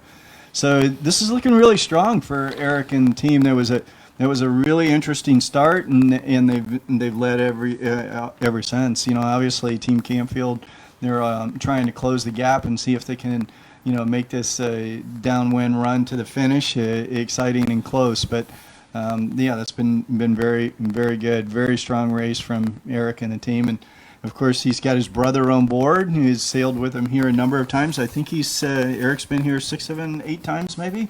I think this is his Yeah, this eighth is time. his eighth. And I think he's really excited to be in the semifinals and Yeah. contending. He, so. he kind of mentioned it offhand a little bit at the press conference that, yes, he's never been in the semis. And so he was feeling really good that he was guaranteed, going into this morning that he would be here for the semis. So 8 times in the semis for the first. I'm sure he's extra motivated to make it to the next step. Well, and he's got his newlywed wife on board there. They've been married a month, so I think she's doing main trim for him. So this little stronger breeze, that's a lot of work for main trim. We'll see how that works out for her. But I think they actually met sailing, right? I mean, the story has it they were sailing against each other. And to Mark's point, Mark, our umpire here, I think there was actually a T-bone. And I think that resulted in how they met each other. Oh, that's interesting. Do you know the backstory on that? I'm not sure I know the backstory, but having met in a T-bone, they started dating and got married, and apparently this is their honeymoon. Well, she has clarified, this isn't going to count as that, but... Well, I think Eric was thinking it was a honeymoon. Nice. So he's obviously looking pretty comfortable, but the team on and coming into the finish line here. Yanni, comfortable in the first match as well. When this race ends, the winners, they'll get to choose if they would like to switch boats. So there's always a debate, and if you guys were watching earlier, there's a debate on who's going to be your partner, your sparring partner, and what boat you will be in. People can say, no big deal, it's not the boat, not an issue. Sometimes they're going to say, I think there's something wrong with this one. So we don't know if we're going to stay in boat 4 here with Monin or switch, but we'll know shortly. Are the umpires involved in that? The umpires go over to the competitors and ask them whether they would like to change. If they say yes, then they obviously, if one of them says yes, then they change. If they both say no, then they stay where they are. Often I've seen competitors who, maybe lost the first match, decide to change just to sort of try and stir things up a little bit and throw the other person off their game. But at this level, it's a little tricky to throw these people off their game. These are some of the best match races in the world. Hi everyone, we're here in the semis. We have Eric Monin versus Canfield. Monin for the win. Breeze is up. How are you feeling after that first match? Not bad. Had an interesting pre-start. Not actually the classical one. Playing a little bit on the left side, which is always dangerous. So we're not always looking good there. But finally we get control back just in time and could take a really good start. And from then on, we had good maneuvers, good boat speed. So yeah, so it's looking good so far. It's only one of 3 we need to do, but so we'll continue on that. Amazing. And speaking of mentality, how are you thinking looking forward to the next 2 matches? Really good. Really good. So we have to continue on what we started here. And nice breeze here, good racing, so couldn't be more fun. Awesome. Good luck in the next one. Thank you. Okay, welcome back. We're now into flight 2. We fixed the breakdown and we actually heard what it was. It was a main sheet block, apparently. Yeah, sometimes when the breeze comes up and we're racing in these Catalina 37s, that main sheet block will blow out. And so just some screwdrivers and a little bit of time. And I think the Lima flag is back in and Team Canfield's ready to go. Excellent. So here they are entering right now. This is 4 minute and coming in on time. It's Chris Poole, I think, coming in from It's actually, this is Yanni. Flip-flops. Oh. Sorry about that. Yes. Correction. Chris Poole. Chris Poole coming in on starboard. And love those orange shirts. Yep, Team Orange coming in on the port side there. Yeah, and Yanni, I think, completed his tack there, so he's good. And we're in a dial-up. Ooh. And whoa, interesting right here. Whoa! Wow. I don't know, we're going to get an interpretation on that one. So. Okay, that was definitely a collision and a whole bunch of stuff. What are we thinking here, Mark? So I think that one will be on Poole. I think I just saw yellow go up in the air. Yep, I see yellow. So you get into the dial-up, and Yanni, I've seen this move from him before. If he thinks that Poole over-rotates a little bit when he goes up head to wind, Yanni immediately comes down and because he's the keep clear boat, if Poole alters towards him, which he did, he has to give Yanni room to keep clear. So in that, it's he who goes first gets the advantage, and Poole was slow in coming down to block him, so he buys the penalty yellow. It's so interesting, and again, this is where the umpires are so important, because you see what you think is the same move every time. You know, the starboard guy comes in, he's got to head up really hard to slow down, but if you go too far, you're obviously putting yourself at a disadvantage. Yeah, Yanni leading out to what we affectionately refer to as the playground, over to the right side of the race committee boat. Yanni maybe a hair down speed at the moment, but it's picking up. So big advantage at this point. He's got a penalty on Poole, and Chris has got some work to do here. Yeah, for sure. And again, you can see all these spectators and spare boats out, and a bunch of all the sponsors, and there's a lot going on in that playground. It's just off screen, but we've also got a big pier right there as well. So the action is very up close to everything. Yeah, Yanni's going to go around the top of this rib, and I would expect to see him bear away. He gets his jibe in, then he's going to be coming back at Poole on starboard. There it is. Okay, he's starboard. jibed, he's on starboard. Poole has to keep clear. Nice move by Yanni there. Okay, I've jibed. I'm heading up. And Poole's now down to leeward. He's the windward boat. He's got to keep clear, and Poole's got a nice little bit of control here. He does, right? He's got enough space. Okay, we got to make sure we have equal speed. So Yanni is pretty quick at getting that boat going. Yep, so big dig here. So Yanni's trying to get a hook on the, get his bow below Poole's transom, and see, then he would be the leeward right away boat. And the game here is Yanni's got his bowman on the front, calling whether there's an overlap or not. Looks like he's got an overlap there. Yep. Poole's got some trouble again. It's all on him at this point. There we He has go. the risk. Yanni went down. I wouldn't be surprised to see a penalty flag, Yankee go up asking the question. We've got about 30 seconds, so now Didn't they're see one. thinking about our final approach here. We're Yeah, thinking Yanni- about where we are in Yanni's ley in line. a nice position here. He can go down and what we call push Poole. So he goes down, tries to go to leeward and get the leeward right away, and Poole keeps having to accelerate. And then he's also going to be thinking, okay, does he want to tack off to the right if he wants it? Yeah, I think he's decided he was early and had to go. Yep. So Poole might have the right side, but Yanni's got the speed, and he's at full speed as he goes across the line. Another nice start from Yanni. Yes, for sure. So Poole's still sailing away with a penalty on his shoulder, but has a starboard advantage. So when they come back together, that's a card in his back pocket. It always surprises me. Here we are getting big separation. Yanni's got the penalty. He just got to stay close, and it's very difficult for Poole to win. But the further they get apart, the more leverage Poole gets, and if he gets a little bit of a header out on the right side, he's going to cross ahead of Yanni big time. Right. So And here then- comes Yanni. He's coming back onto starboard tack, and we'll find out pretty shortly which side was favored. Excellent. We will see if he can get rid of that penalty sooner than later. We are actually going to make our way down to the entry of our other match. They're just about to enter into the starting line here. Yeah, here they are, both coming in. So this looks like it's going to set up for another dial-up, which is pretty typical, particularly at this level. Both teams entering in on time, and we see we've got, I think, Eric's coming in on starboard, right?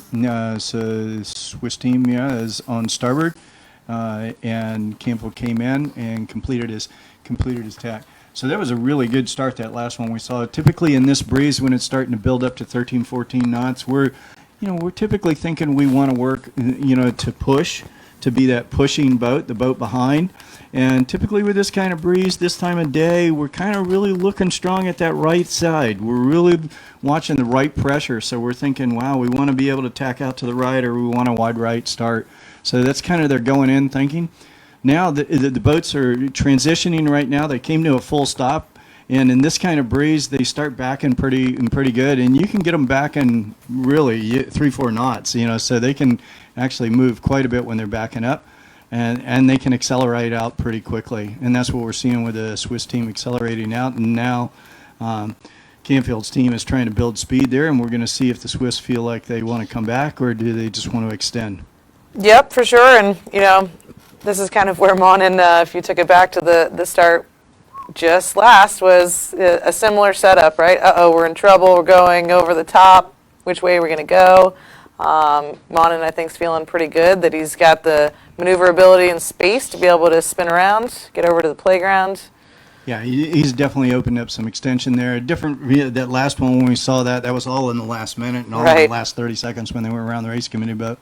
Got a great spectator boat out there, Plan B, flying a good Long Beach Yacht Club Burgee out there, and a number of boats down in the action and down here near the bottom of the pier.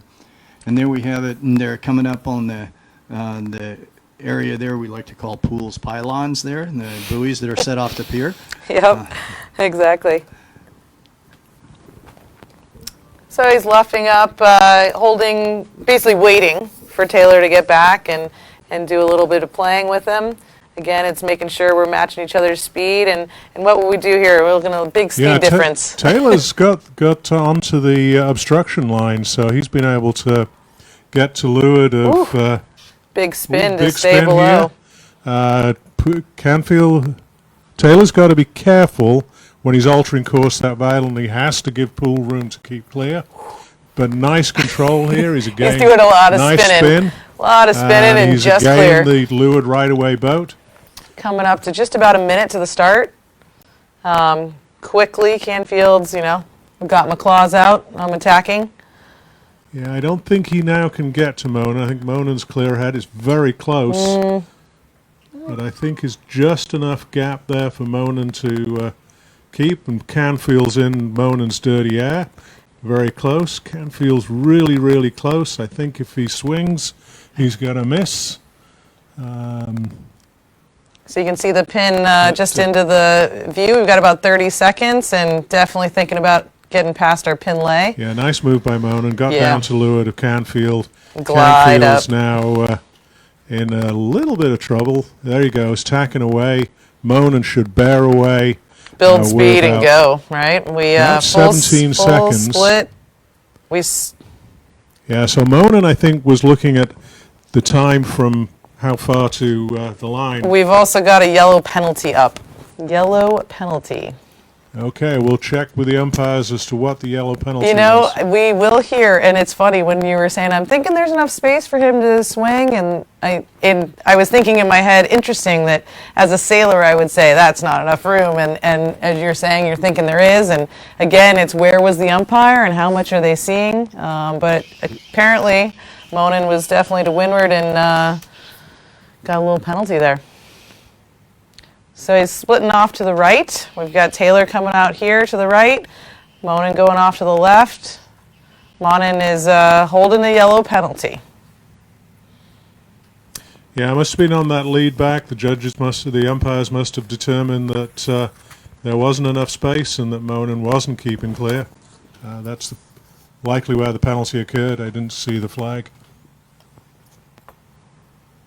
Yeah, interesting. So both of our races have penalties, right? Poole off the line in the first race had a penalty, and these guys too. You can see him just coming down. At the top mark, Poole was ahead. Poole was ahead at the top mark, and these two kites coming downwind. Ahead with a penalty, that always makes for some fireworks coming downwind. Yep. And let's see, we got the cross coming up of Canfield and Monin here. With the kites in the way, and wow, Canfield coming from the right in boat 7, going for the tack on his line. Monin's maybe just a hair above. Maybe it was just enough to say, can I convince you to sit on my hip? Monin then tacked away. So this is a close downwind match. Yeah, one boat length between them. Again, the penalty still. Penalty's expensive. Yanni's going behind him. He doesn't think he can get that inside overlap, so he's killing some speed. Definitely, yeah, back and forth, trying not to commit to either side of him. Be free. Poole trying to lure him in. Come into my trap. Love it. Okay. And then they split. And we split. So penalties on both matches. Going off towards the right-hand side. Poole still got a penalty, but again, starboard card's in his pocket as they come back together, and they more or less were even, right? Kind of right to bow to stern. I think that was really smart going down into the lured gates there. Poole's got a penalty on him, but he was leading. He slowed down. He was trying to keep it. I think he had in mind that he wanted to go out and take the left gate and go out to the right. But he was trying to get a little overlap from that trailing boat, and Yanni didn't bite. Yanni slowed down. Obviously, if Yanni would have overlapped to either side, there would have been a big luff up, and Chris would have been trying to scrub that penalty that he's got. But I think, again, this time of day, it's hard to see on this on the screens, but right's probably pretty strong. So Poole went out to the right, and now Yanni's back on that board too. So we'll see how that comes back together. Yeah, going upwind. I've noticed Poole does a interesting penalty kill on the starboard line. He goes out on starboard. He waits for his opponent to tack below him, and then he bears away sharply, what's called a dial down. But rather than trying to block him from going through, he goes all the way around and kills his penalty. Very effective. Marginal. It's very close to being illegal, but he does it justly far enough away that it's a legal penalty kill. What makes it almost illegal?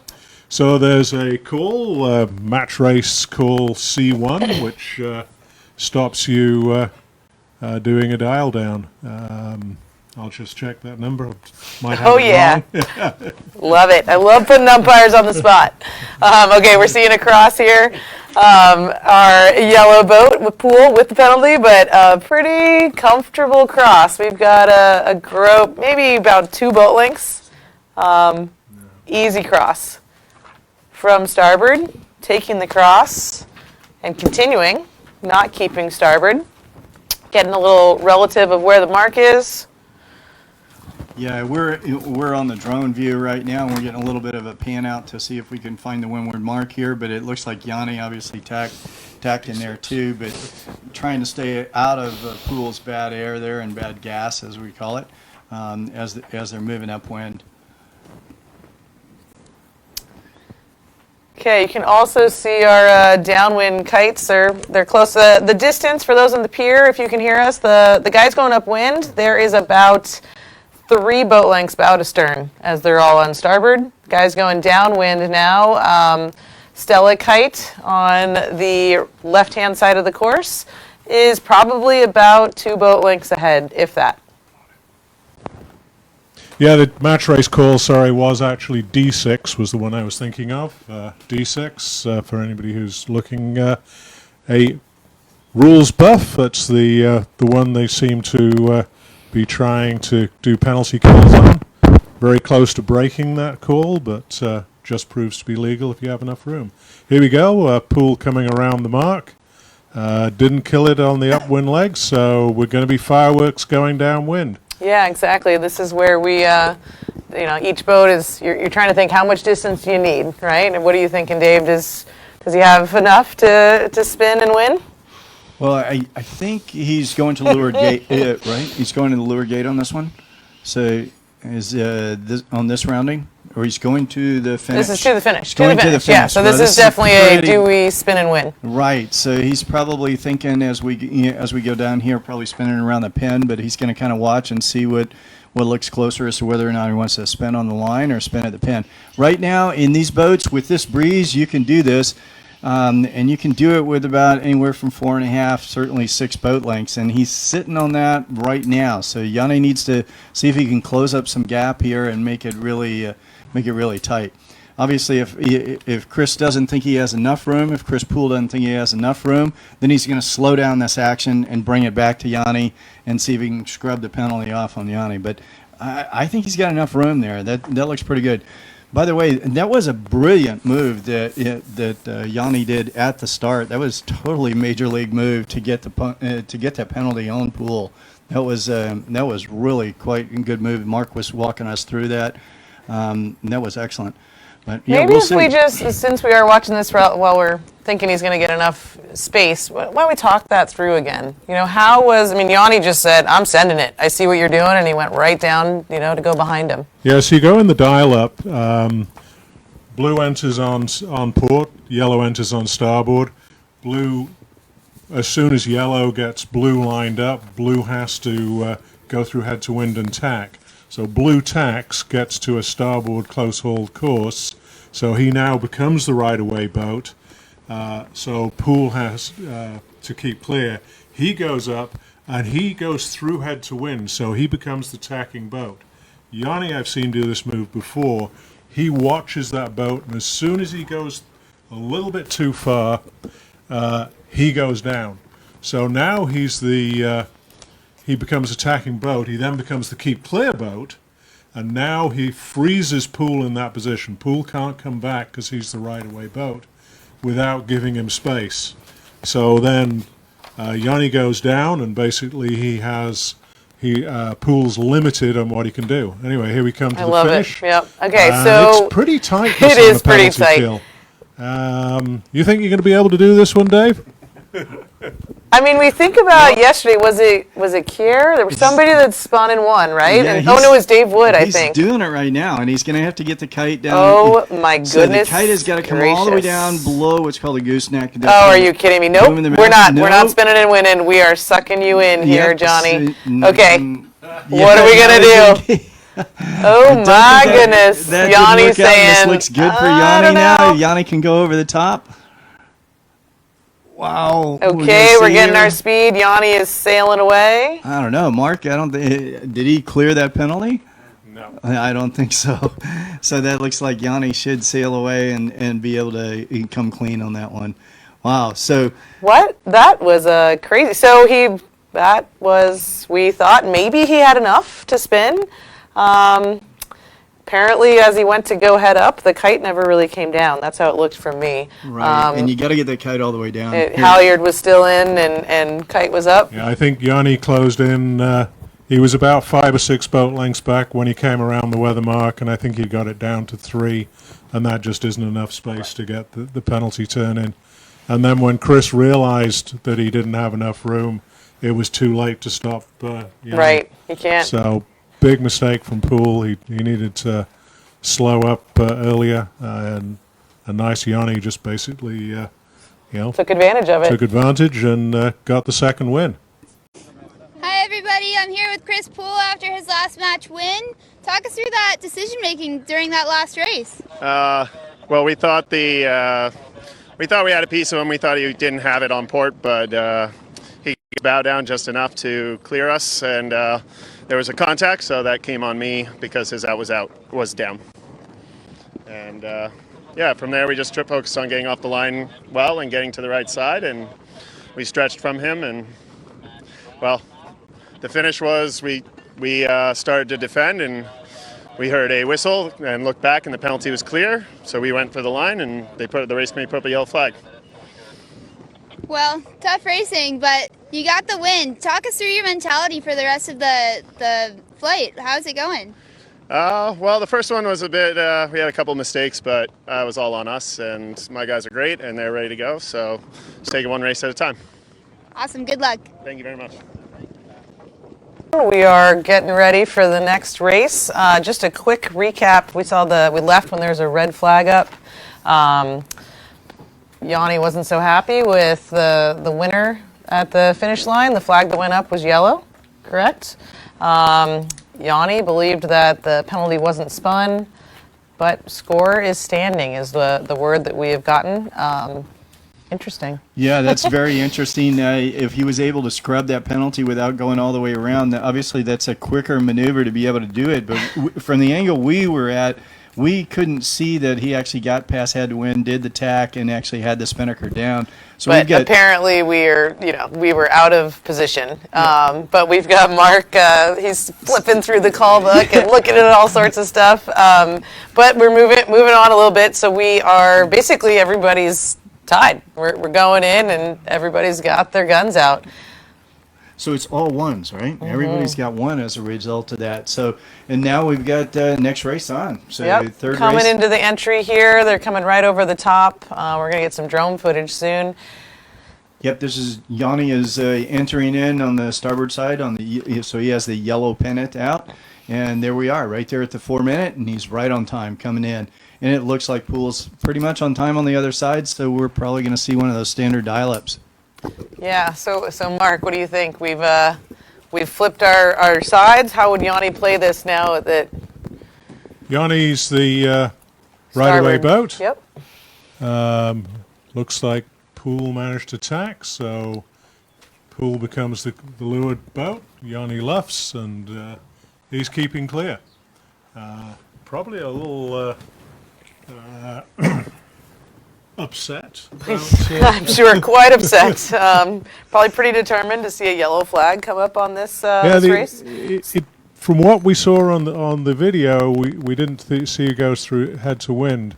But the only thing I can assume is Poole got through head to wind and then came back the other way, which then gets him the penalty kill. But I must have missed it. Yeah, exactly. So we're backing here. Poole is definitely backing. Again, it's first to 3 points, and so everybody's on 1. Here we go. It's another Poole nice move here. Managed to get the bow down. It's the sort of opposite, same move that Yanni made, steel balls, and it's a good move. He escapes out of the trap, and away he goes. So Poole leading out to the playground. He's going down towards the pier and trailing. You can see the wing boat and the umpire boat either side watching the action, going around the race committee boat and heading off. We got just over 2 minutes to go at this time, and looks like Chris can't jibe at this point. Yeah, exactly. It's looking like Yanni's he's on a mission. He's got a piece of him here. He's going to be motivated to make sure he gets another win here. So helpful to have these boats out here, right? That's probably... Yeah, you can go and get a pick around one of these boats. So here's Poole. He's going to do a jibe. He's going to come back the other side of this anchored boat on starboard. Johnny gets the jibe in first, so he's starboard. Oh, and jibing back. Jibing back. They're minute 29 now, so Yanni's coming over to the pier, which is an obstruction, so if he gets to the obstruction, Poole cannot pry him off it using windward leeward. So he's now at the obstruction. There's a little purple ball you can see in the water. Yanni's right on it, and he gets the obstruction. They're now past the obstruction. There we go. We've got a hook. Both boats well above boat lay. Under a minute, so Poole pretty under trouble here. He's not a lot to do. Trying to get himself free. Definitely telling himself I'm slightly in trouble. Okay, we got free enough to get onto starboard. Yeah, and but Yanni's again, gained tact. He's now the leeward boat. He's got nice control. They're approaching to start. Oh, is he going to get over the top? So Poole's trying to get over the top. If the umpires consider that he didn't, looks like he's going to be able to make it. Yeah, Yanni just not able to block him out there. Oh, man. 25 seconds, so a little early on both. Circled umpire around. boat didn't Goodness. expect him to be coming that way, so he I'm sure that made rattling out of the way. Yanni plenty happy. We've got about 10 seconds. Yeah, a little surprised at Poole. He sort of... Why you circled out, right? I don't know why he circled out. He's burnt up some time. He Yeah, wants the right. really wants the right. He's the reason he's racing and I'm not. He seems to have got that one right. Okay. And there they go. Off the line, think Poole to windward. Poole's got the right, and that's possibly the right side of the course to be on. What do you think, Dave? Yeah, that was a strong start. There was some great action in that start. A lot of pressure from Yanni, and I think the message, when we're on board, we're thinking in those last 2 minutes, how much time is it back to the line, how much time to burn, and which side do we want, and how do we want to start? I think Poole clearly wanted to win the right, and they were looking up, and they think the right side had better pressure. So we'll see how this works out for them, and. Right now we've got a little bit of distance between the two boats, and they're both on the same board. We've got a great drone view, great view of the umpires on the trail in the action here, and watching to see what comes next. Obviously, Team Orange, Johnny, and the Swedish team going to be fighting hard. Excellent. And now we're going to switch our view to the next match. They're just entering. Eric and Taylor, so Team Monin coming in on blue. In boat 4, and you can see in the middle of your screen, boat 7, that's Taylor Canfield, entering as yellow. Yeah. Looking like a cross, so almost. Eric's thinking he might have that downwind cross, so right at this point, Canfield's trying to come deep, and it looks like they've got the cross. So either there was a little favor on the line, or maybe Team Canfield was just a couple seconds behind on the entry there. But they've been able to successfully cross. So a lot of time now. So now you're looking at seeing if you can extend enough gap here and seeing if you can gain a little bit of control. So you're in the middle part of that pre-start, definitely racing on, race hard, and you're going to see them pretty soon go over here and see if they can have some room to maneuver.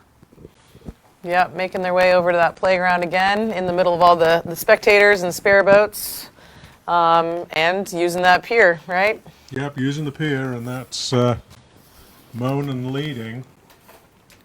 The move here that I've seen Monin make is he jibes to starboard and comes back to the pier.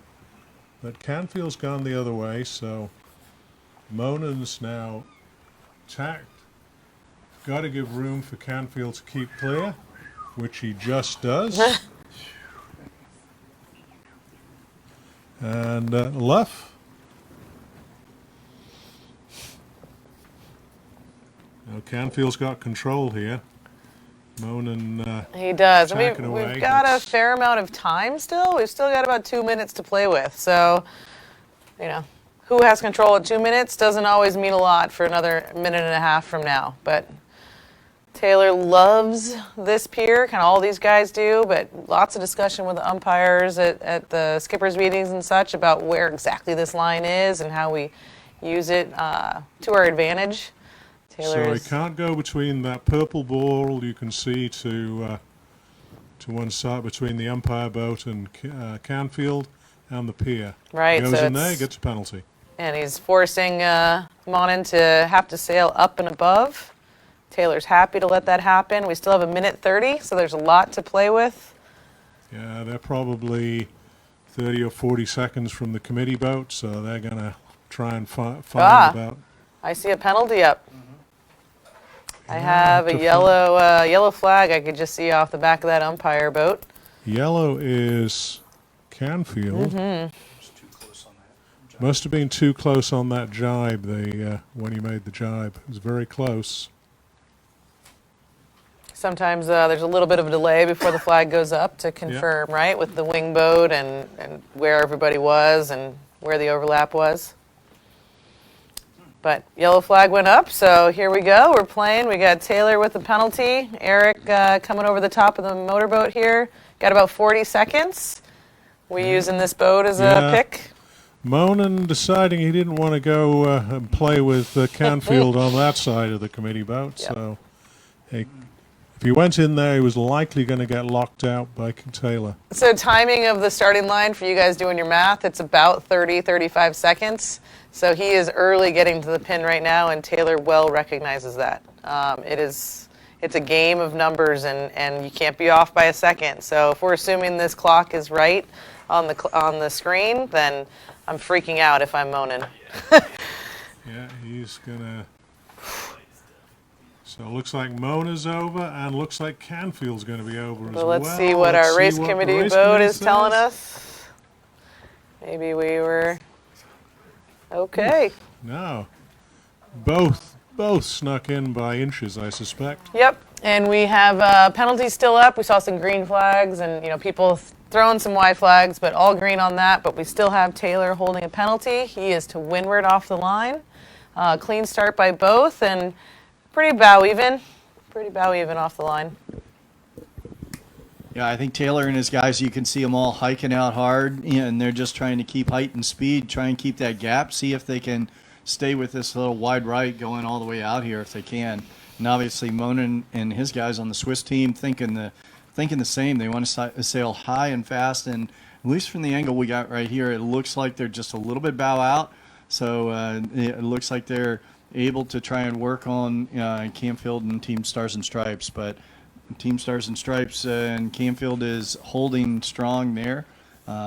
Really strong main trimmer there. Victor working with Taylor, just to keep the boat high and fast, and the team is hiking out hard. You can see that, and they're really maintaining that gap. They're really holding, and they're really good. Yeah, the just as an update for the other match, so remember we saw the kind of split tack off the line. We had Poole going off to the right and Yanni to the left.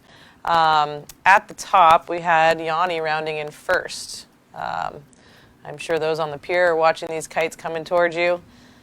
We can see the junior sailing kites coming towards you, and that is in the lead. So Yanni's in the lead there, and looking at our upwind guys, Taylor, obviously, like you were saying, Dave, Taylor's trucking right along, getting a little more bow forward. Yeah, and sailing their boat flat and high and fast, and obviously they're looking to see if they can take that all the way out to the ley line. Excellent, and here it is. Other match. You can see the junior sailing kite getting a little wobbly, about to come down, jib going up. Chris Poole still has a kite. We're a little luffing here. Oh, yes, we definitely have a luffing battle on. Oh, that's really good.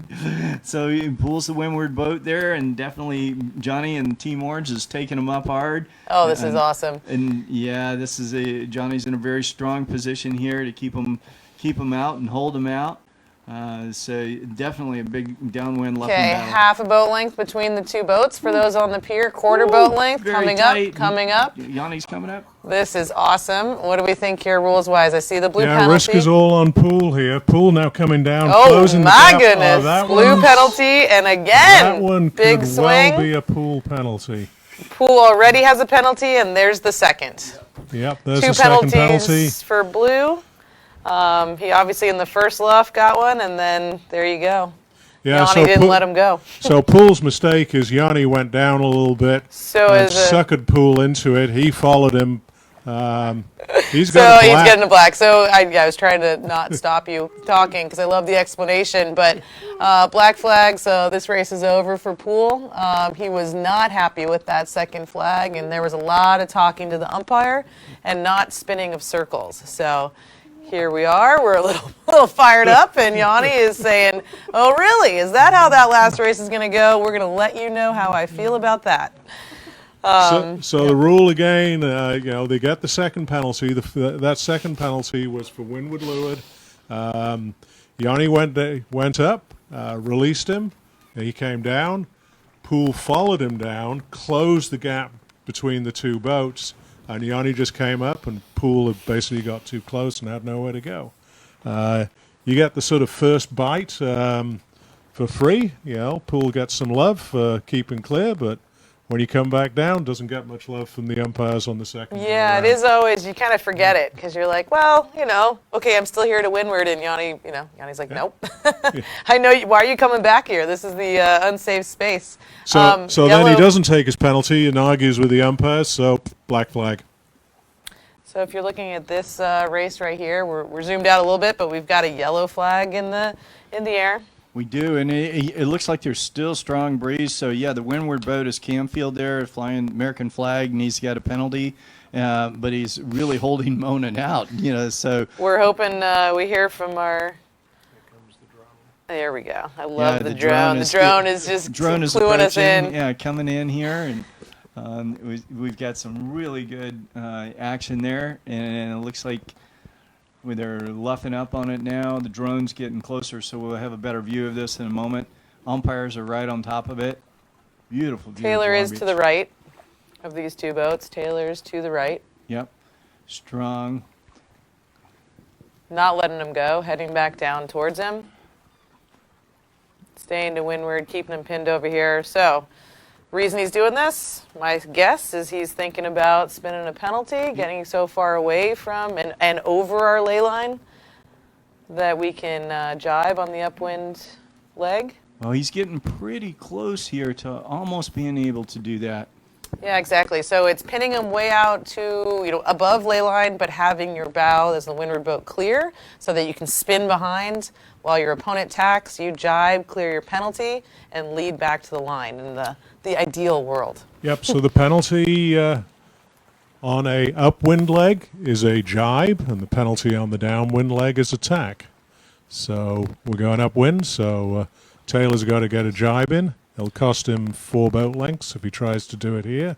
So he's well above port ley line. You guys can see the mark really far in the distance. Monin's goal, if I were Monin, is you just need to stop. You just need to stay back. Don't allow your buddy to jibe. You don't want him to burn it because you guys are going to be broad reaching back to the line. Back to the top mark. Okay, Taylor said, okay, I'm tacking. Monin didn't allow me to spin free behind him. Yeah, what Taylor was trying to do was get Monin to tack away, and then he could tack and burn the penalty. And I think Monin's seen that move a few times. Yeah, I'm sure. The last thing he was going to do was tack. Right. So here they come. Taylor's still got the penalty, and now scratching his head of, okay, how do I get rid of this thing? Yeah, exactly. On to the next idea for how to get rid of it. We're definitely not thinking about spinning and winning. We're just thinking about hooking our opponent. Okay, Monin, again, they're well above their port ley line. So it looks like he's luring him in again to windward. Maybe we'll see a luff here. That could be Taylor's move. Not sure that's a good one at this point. Looks as though I think Monin's they're also behind. here we go. Oh, here we go. Going a little bit back and forth. Come into my parlor? No, he doesn't want to. Come into my parlor. I love it. Where are we? Okay, and he's doing the up and down. It's almost like the pre-start game, right? With the up and down, hook them to one side or the other. Don't have a relative exactly on ley line where they are, but they're still above it. So they've sailed for a while over here. It's always difficult as an umpire in these sorts of situations because you're constantly trying to watch the gap. Oh, we've got a jibe in there. So he jibed back. So he jibed to starboard. He was the right-of-way boat, but couldn't take advantage of it. Okay, now, Monin. did that get him his penalty in? He got a jibe. Did you clear it? I'm trying to see whether that jibe there got him his... Yeah, he's cleared his penalty. Brilliant. Done. That was well So, done.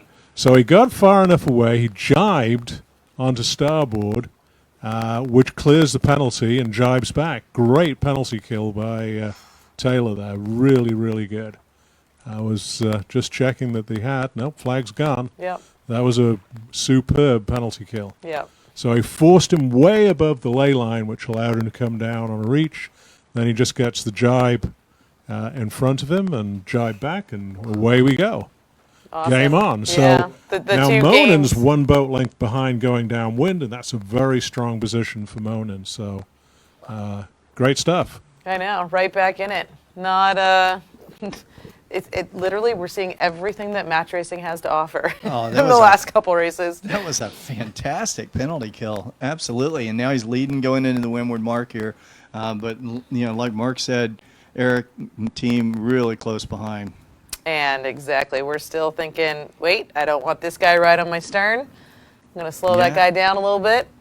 It's kind of like what Yanni did to Poole. Okay, fine, you think you're free. No, you're not. Take you right back. Okay, Taylor leading. You're starting to see a kite go up in the air. We've got a twist, but I'm sure that's going to get out quickly. Yep, there we go. It did. It cleared. It's full.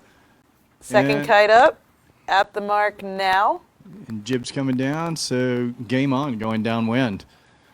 Wow, that was a great upwind leg, and just an outstanding penalty kill. My goodness, he killed the penalty and maintained being in front.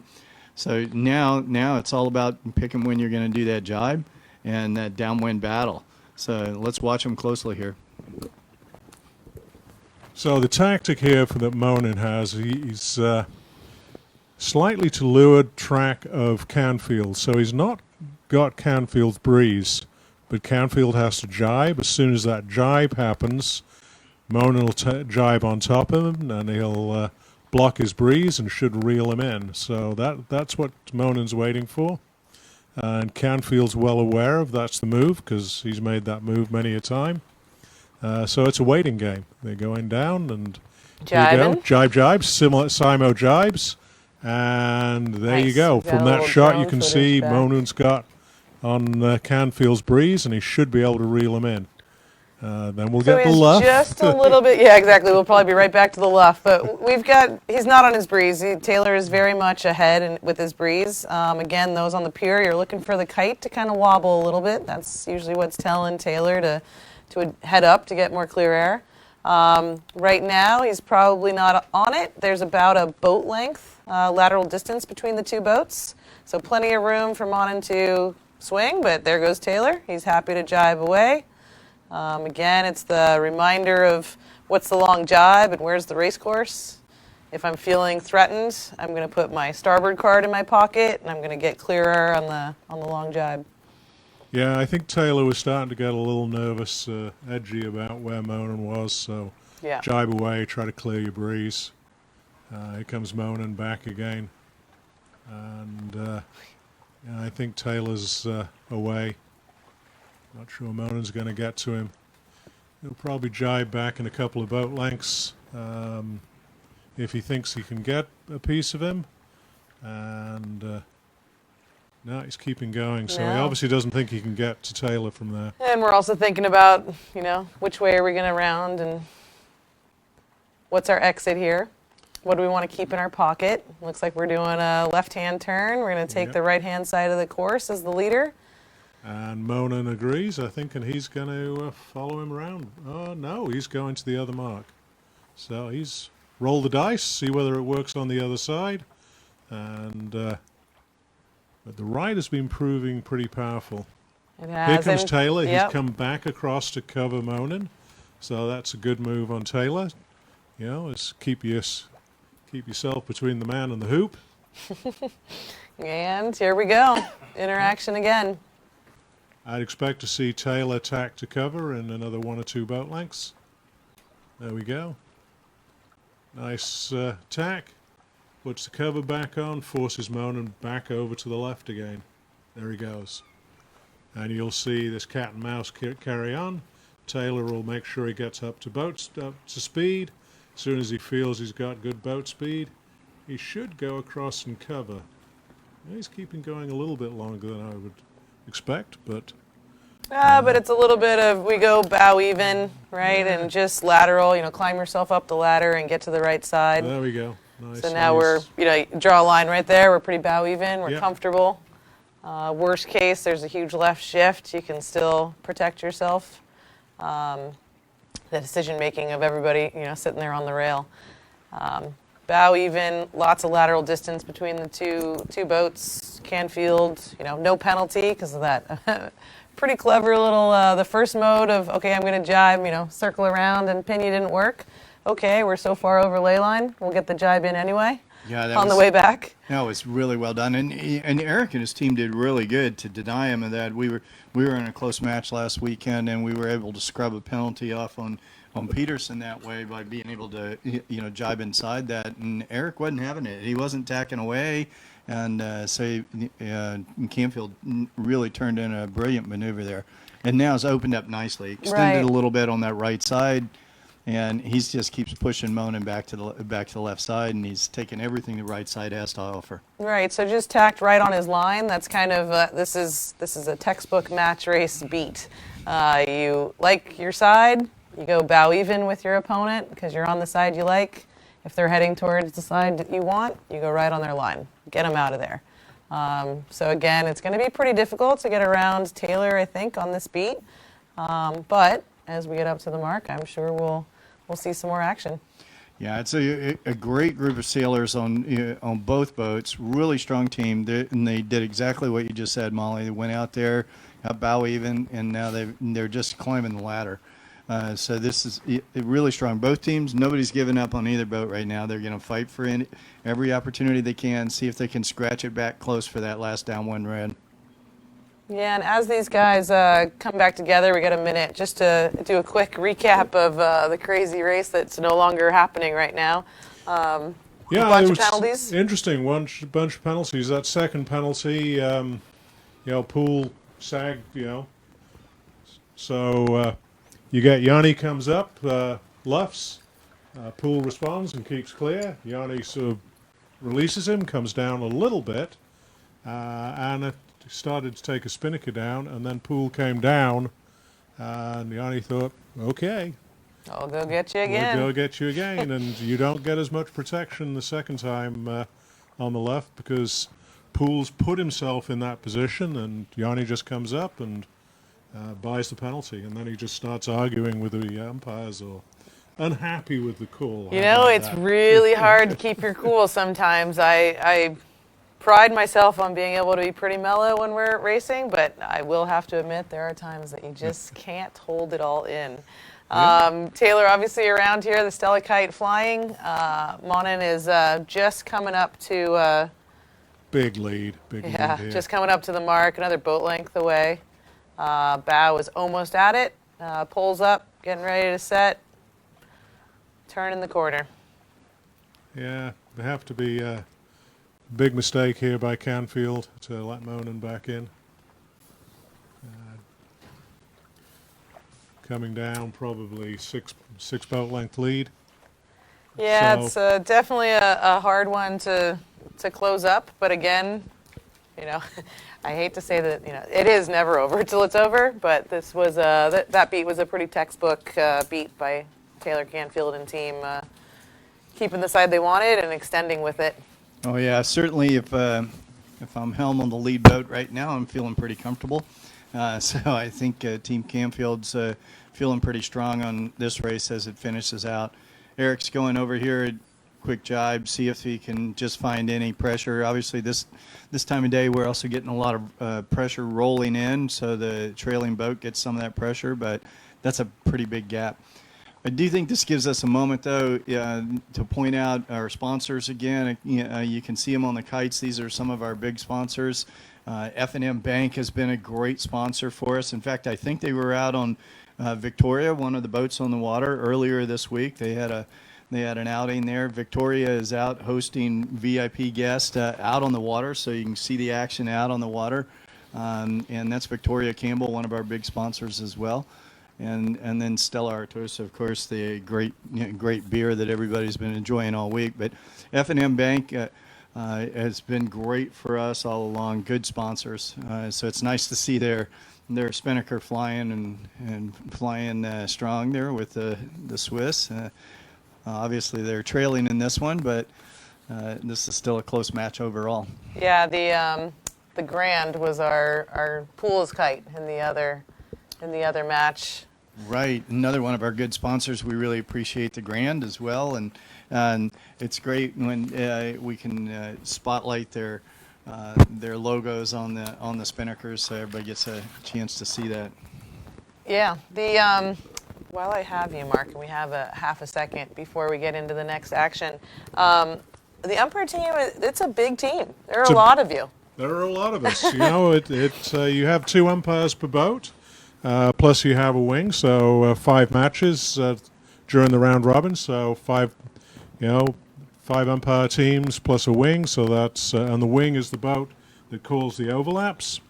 And then on the pier we have a couple of judges on the pier who help with calling overlaps when the boats are right along the pier and you can't get an umpire boat in to see. And then obviously we had an umpire in the media room all week trying to help with the calls and what was happening out on the water. Okay, talk us through that last race on that upwind. It got pretty exciting for you.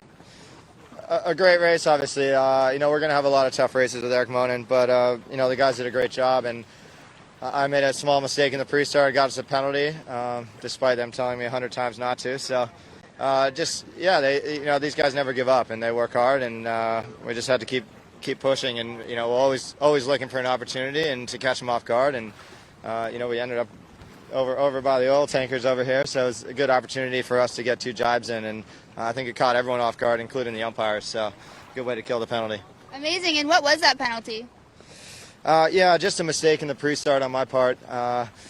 Just a little bit too greedy. I thought he was in a pretty strong position, and I saw an opportunity to take the lead back to the line, and just got a little bit too close. So, that's how it goes. It's always going to be close racing, and we're just happy to take the win.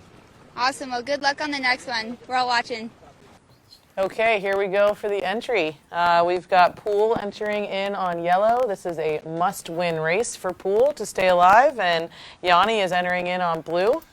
Again, they've had a long time off, right? Yeah, they did have a long time off since that last race here. So it looks a little lighter in the pre-start area based on what we're seeing, and we might see a downwind cross by Yanni and Team Orange, the Swedish team there, and it looks from the angle we have that they're going to be pretty successful on that. Yep, and we're going to see Poole kind of settle in right behind him, fairly close, but that's really good. With quite a bit of time, they were able to escape from that port entry. So now it's kind of even, and they're going to battle to see who can get the advantage as they go closer to the start. So we're coming down, and it definitely looks a little lighter to me down here. Yeah, I was just going to comment. It looks significantly lighter. At least there's patches of lighter breeze out there compared to what it was, and a little bit of shift maybe off to the right as well. Yes, yeah, I think you're right. We'll see as we get closer there. But when they're coming down here into this area we call the playground, a little action at the end of the pier. We affectionately call the end of the pier their Price Point. Harry Price managed to take the light pole with him on one of the previous Con Cups. So we stand off a little bit from that now. That's the purple buoy there, the exclusion zone. And it's Poole's pylons. Yeah, and I'm going to get our umpire on here because I'm sure our pre-starts are pretty active with the rule infractions. So, what I would tack. Well, let's see what's happened. They're going the other way than I was expecting them. So Poole went up, and Yanni went up to block him. Nice move. He's now tacked underneath him. So Yanni's got the leeward right away, and he's got nice control here. With the wind shifting to the right a little bit more, they will be locked out well above, they'll be sailing well above the committee boat end, so Poole's going to have to find some way of working his way over the top of Yanni and getting down so he can start and get to the line and not be locked out by Yanni. So Yanni's, Poole's just starting to get over the top of him. Yanni's getting his bad air, and just clear. He's at risk though, Poole. You see the I find that Yanni's pretty good at it's like he tricks him, right? He's like, okay, I'll just open up a little bit, see what you're gonna do, and then bam, right? So Yanni is like this cool, calm, patient person, and then the fangs come out. Yeah, he's pretty good at these 37s. Just when you think somebody might have got the better of him, he proves they haven't. Yes, exactly. So we're just coming up to a minute here to the start. White flag's going up. White flag there. That will be for a windward leeward. He's asking the umpires. And there's a green flag on the umpire boat. So they felt it was all legal.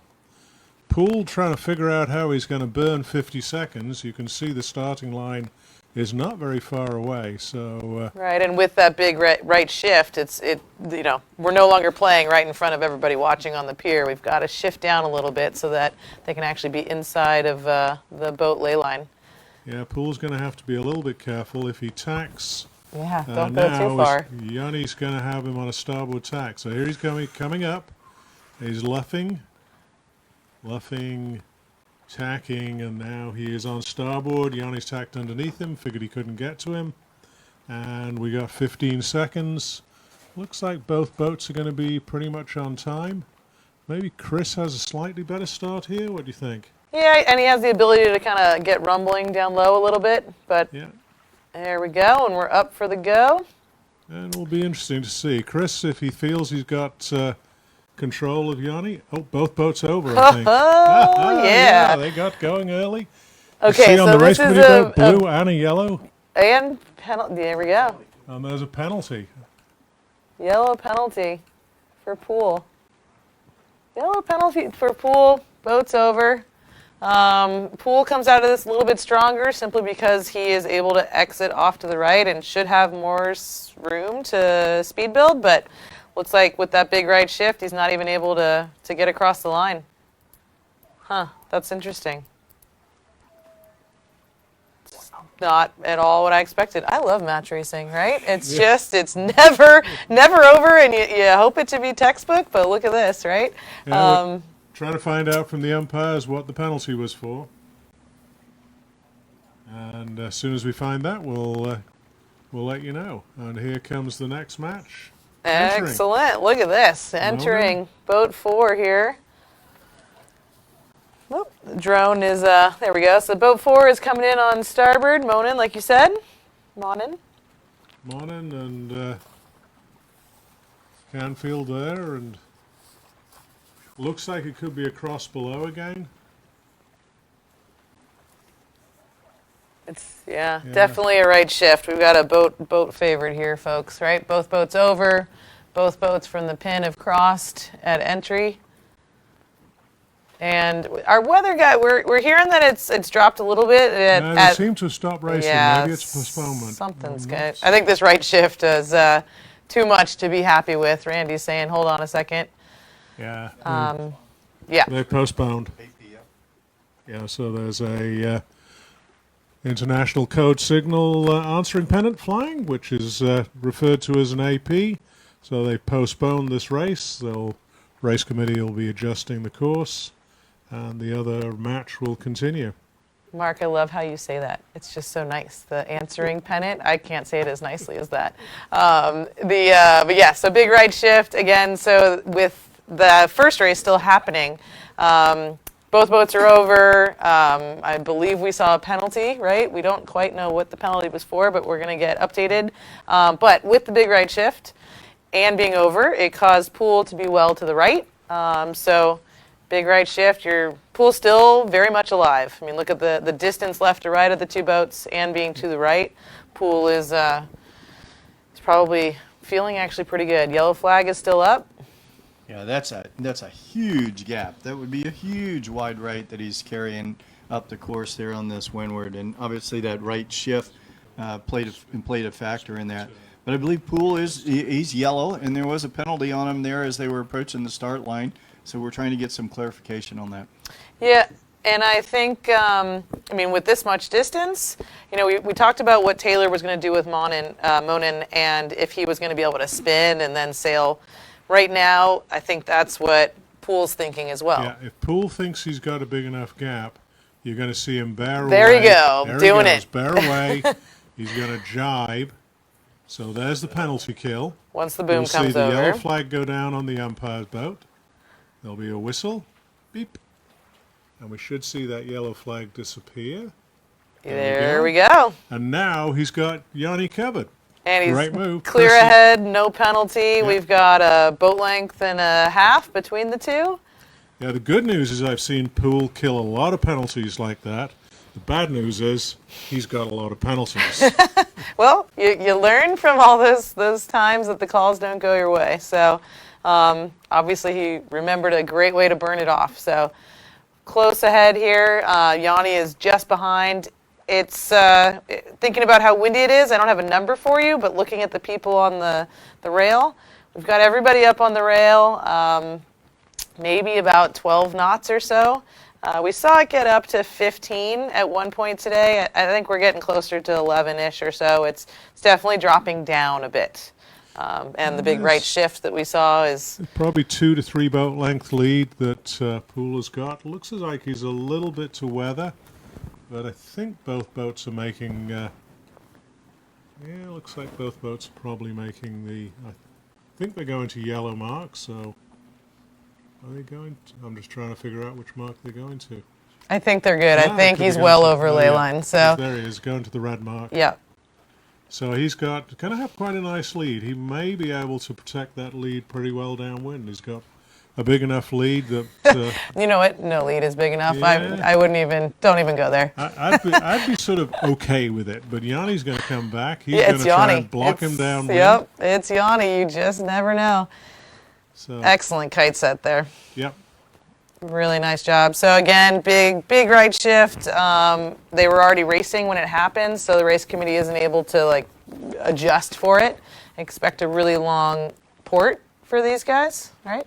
Yeah, and that was really well done on the upwind leg. They're burning off the penalty and then coming out and being able to sit right on top of Yanni and give him some bad breeze, bad air. So that gap opened up quite a bit. And it definitely looks even lighter up at the Windward Mark. But we do see now that, the Grand Kite substantially out front, Pool. The Grand, another good sponsor, does a lot of great catering for all of our events. So with this right shift, like we were saying, it's a long port. So in a way, it's not a follow the leader, but it's a little bit of follow the leader. So this part's a little tough. They're going to have to just get your boat rumbling as much as you can and close the distance so that when they round the marks at the bottom, Randy, the PRO, and team will have shifted the mark. And so there's going to be an actual square upwind leg for the next beat. And that's why you want to close the distance now so you're able to play on the next leg. So looking at the way the wind has shifted, it looks as though we got a bit of a Santa Ana starting to build. So Santa Ana is a desert wind where you have a high pressure in Nevada, and you feel it's almost like somebody's put a hairdryer on. You get this warm breeze, and it shifts well to the right, and so that looks like we've got. It's a single reach down to the leeward mark. They will change the course going up to the next mark, and they'll be sailing really towards downtown Long Beach for those of you who know the area. Yeah, it's we actually saw this similar type of thing at Ficker. They had to shift so far right that the Windward Mark, I was thinking that they were going to have to put an exclusion zone out so we wouldn't run aground. Yeah, we were sailing toward the beach. Several days during Ficker, we saw this big shift toward the beach, and then really sailing literally in the direction of the beach. And it became very one-sided race course toward the beach area there. So the right side was really strong. I would expect, even with the change, that the lead boat's going to look real hard at the left gate and look at going out there on the right side, and we may even see the trailing boat have to follow. But we'll see how this sets up, because it'll be hard to. They don't really have the opportunity to change the gate down here as well. So he's going for a jibe here, and again, as Yanni, it's difficult to be in his position because it is a little bit of follow the leader. So I don't think he has this problem, but he's going to be needing to remind himself and the whole crew that our whole goal right here is just to close up distance, right? Close up distance so that you're able to play on the next leg. Right, and we're looking at a beautiful drone picture here, but you can definitely get the idea of a much bigger jibe angle. So it's lighter air, so there's much bigger angles on the downwind run. And the guys are setting up here. It looks like they're coming into the leeward gate, and we just a beautiful picture of Long Beach and Palos Verdes in the background there. And we can see both of the spinnakers, beautiful. And this will be really interesting. There were a lot of boats over there down in that area, so they're going to be running out that direction, maybe. Ooh, what's our kite doing here, guys? There we go. I'm getting ready. Excellent. And you're right. They will. I'm hoping that they've corralled all these anchored boats and convinced them to move a little bit. But if not, they're stuck there now and will become an obstruction. Yeah, it doesn't look like it's clocked like we saw in the Ficker Cup. I mean, now we're getting some view of some of the other boats down here as well, but clearly the guys still liked that left gate and liked going out to the right. And you can see they're upwind and they're heading towards some of those boats over there, which we have some of our volunteers on those boats there, and the repair boat and our spare boats, and they're going to see some close action.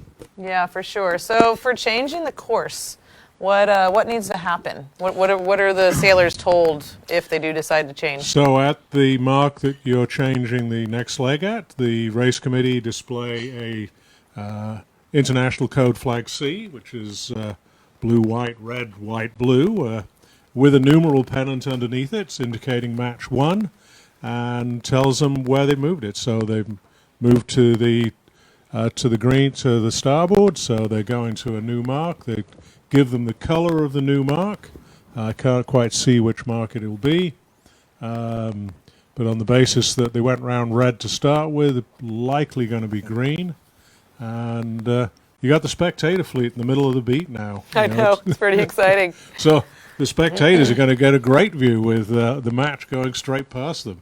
No, it's pretty cool, and here we go. He's protecting. I think our distance is still, it's pretty substantial between the two boats, but it's now an upwind beat, so now we're playing. Yeah, as the wind goes to the right, as far right as this, it tends to become very unstable. So you get lots of patches, lots of shifts, and you've really got to keep your eye on the water as to what's happening, where the dead spots are, where the shifts are. And the good sailors, they can look at the water and they can read how much wind there is, and by looking at the waves, you can tell which direction the wind's coming from. And there's some people, as they say, I can see the wind. Yeah. And there's some people who can. They're really good at it. So that, for those that are at home, the shot right there was of our one of our spectator boats and some extra Catalinas that are sitting out there because the rest of our sailors that are no longer sailing in these matches right here will be doing a race later today. So I think they're hanging out with the spectators and the sponsors and having a pretty, for not sailing, I know that would be their choice, but for not sailing, I'm sure they're having a wonderful time. I can see the Long Beach Yacht Club Burgee flying there proudly. Yeah, the umpires will be sailing in the race. So the umpires have got a team in this. We consider we're better at certain parts of the sport, like bending the rules. So that's probably the only hope we have is on that. But that's the last race. There's Poole coming around the top mark. I think Yanni's closed in a little bit. He definitely has, for sure. And here they are coming back through the spectator fleet on the downwind leg. Exactly. It is going to be a crowded downwind. A good show for the sponsors, for sure. So wait a minute, we got two umpires in the room here. That both of you are very good sailors. I think the umpires team is missing out. But there's a number of good sailors in the umpires team. I know John Bush I've had the opportunity to sail with. He's out there. But Steve Meyer I've sailed with a bit, and he's sitting here in the room. So anyways, I think the spectator boat that might be the Blair's boat, Bob Blair. And Bob Blair is also one of the port captains moving all these ships in and out. And Karen Blair, I think, actually helped us with a lot of the medical considerations for this. Yep, and so we can, you can see on the screen here that Yanni decided to go up and above, jibe before the one of the big power boats, and Poole sailed in between them. Again, the light patchiness that starts to come. Yeah, and the glare on the water makes it really challenging here to look at it. But I think Poole's still got a pretty substantial lead in here. For sure, and that's I think what Yanni's going for. He's like, well, it's light and patchy, and can I convince him to get over to something that pull him out of the breeze, or get him to go for some reason on the lift downwind, or that type of thing. Sure, and we absolutely saw that last weekend in the Ficker Cup when it got a little funky in the afternoons over there, but. They're heading toward the finish line here. Cool. That was pretty awesome. So, crazy, big right shift off the starting line, both boats over. We got a penalty. Whoa, what's going to happen? We burn the penalty upwind. We're a boat length apart from each other. Poole. So that was a yellow win confirmed there, Chris Poole. Yep. So it's all even. Goes to fifth race Poole stays alive. Determine who goes into the finals. Oh my goodness, it's really good. It's definitely gotten a little lighter. Talk us through the last match. How was it? It's starting to get late in the day, and we had some observations up the coast. We were seeing a little bit of haze coming off the beach, which was showing that the wind was starting to shift to the right.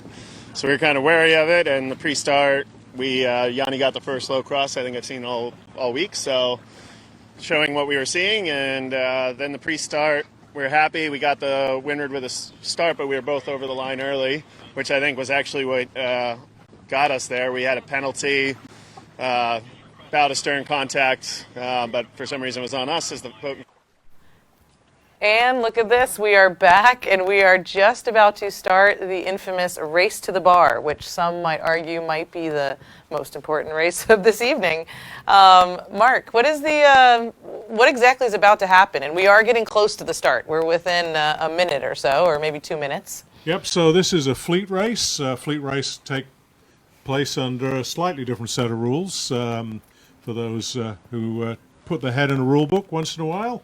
Match racing is covered by Appendix C of the rule books, which modifies some of the rule. This is fleet racing, and Yeah, everybody's in. All 10 boats are going to be 11 boats because we now got the umpires have joined in, and they will be all ready to go. They're circling here. They're going to start between the committee boat, and there should be that yellow and black ball should be on the far side of the committee boat as we're looking at it. Yeah, and I think, everybody's kind of argued and joked that really there are no rules for this, right? And there are rules. We're not going to hit each other. But they are racing up to a buoy, upwind, generally upwind, rounding it to port, and then racing into the channel, into the yacht club.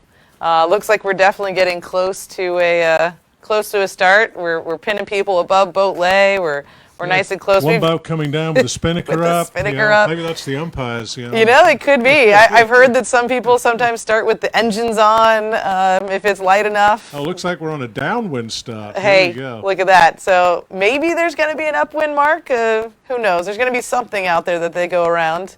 Looks like they started. And they have they definitely started, off and running. Yeah, looks like that boat up on the weather side to windward with the spinnaker got a good start. They've got good speed. And here we go. You can see the mark in the distance. Yeah, there we go. We do see that, right? Right in the middle of that container ship out there. And thanks for the graphics. In case we didn't know, last race of the day, it's the race to the bar. On the boats as well. It's not just our sailors, right? Umpires, and who else is going to be there? Yeah, it looks like all the teams are on the water and in a hurry to get back here to the Long Beach Yacht Club. Race to the bar. Yeah. And they're all approaching the. It looks like a little bit of trouble there with the kite there on the. And we got some people luffing each other to leeward. You can see them, I'm going to wind check you for a second. All these guys have been hanging out, the ones that haven't been racing, and just been hanging out with our sponsors, and probably having a grand old time with a lot of them. And some of them are riding along with them. And again, it's a great chance to kind of like loosen up. This is a pretty stressful sport, part of our sport. It's kind of fun to have that race to the bar, right? Yeah, it looks like a good mix-up going in here, and that's right. A lot of these teams have been on the sponsor boats and on the host boats there for the last couple hours, enjoying some good food and beverage, and now they're out and back on the race course. I mean, look at this. They're just trying to make this yellow mark. We've got tight, trim on the kites, and I think they've just made it. Maybe the first boat is getting close for sure. There's got to be a fair amount of heckling going on between all the boats, making it around the mark. I can only imagine. Yeah, I'm sure there's a lot of conversation between the boats right now. Yeah, and in the background there, you see one of our big shipping container boats. And you also see this other little boat that's anchored. And I know I don't have depth perception with this feed, but I mean, I don't know if I'd want to be that close anchored. Boat 7 around. Yeah, first around in boat 7, definitely, and several are going around. It looks like Yanni may have skipped the Windward Mark there. I'm not really sure. Definitely the Grand is. They're saying, forget it. We're heading down, kites going up. Yeah, it kind of looks like a couple of them maybe trimming the course a little. And where do we think our umpires are here? Yeah, well, I think we get a 5-minute handicap, so we're within 5 minutes of the leader, so it looks like we're leading, I think. I like it for sure. And I mean, look at this. How much of a heart attack would most drivers be having right now with those kites looking like that? Right now, it's like, it's okay. We're heading in, going to the bar, going to go get our favorite soda. I have a sneaking suspicion a couple of these boats might be running engines. They do seem outrunning the kites, maybe? Just looking at the kites aren't filled and they're going along doing about 7 knots. Yeah, so, I think we're throttled down for sure. Clearly the umpires, they may have got the jump on the umpires here.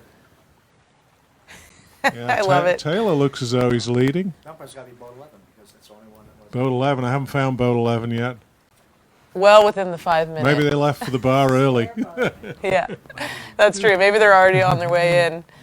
But yeah, the background, right? Those are the cruise ships. We've got container ships, in the breakwater, and then beyond the breakwater, another container ship. Long Beach is a pretty active port, huh? Oh, very active port. Man, that's the Long Beach Armada that's sitting out there. There must be about 50 ships out there right now. I know Bob Blair and all of his counterparts are trying to get those into the harbor and get them unpacked and get all those goods moving around. I also want to take a minute. We've had a ton of people following along, and we have had inside the studio here, Mary has been just keeping us up to date with all the info. I wanted to let Mary give a little shout out to those that were following us. Oh, yeah. We're already talking about what a great place it is for Long Beach being around here. You can walk down on the pier and watch it, get out on the boat, on the water and watch it. But nothing beats being here. But when you can't be, there's been the guys in the jobs and control room have had great coverage. And then everybody's really enjoying it online. There's people checking in. At one time, we had over 100 people watching at one time.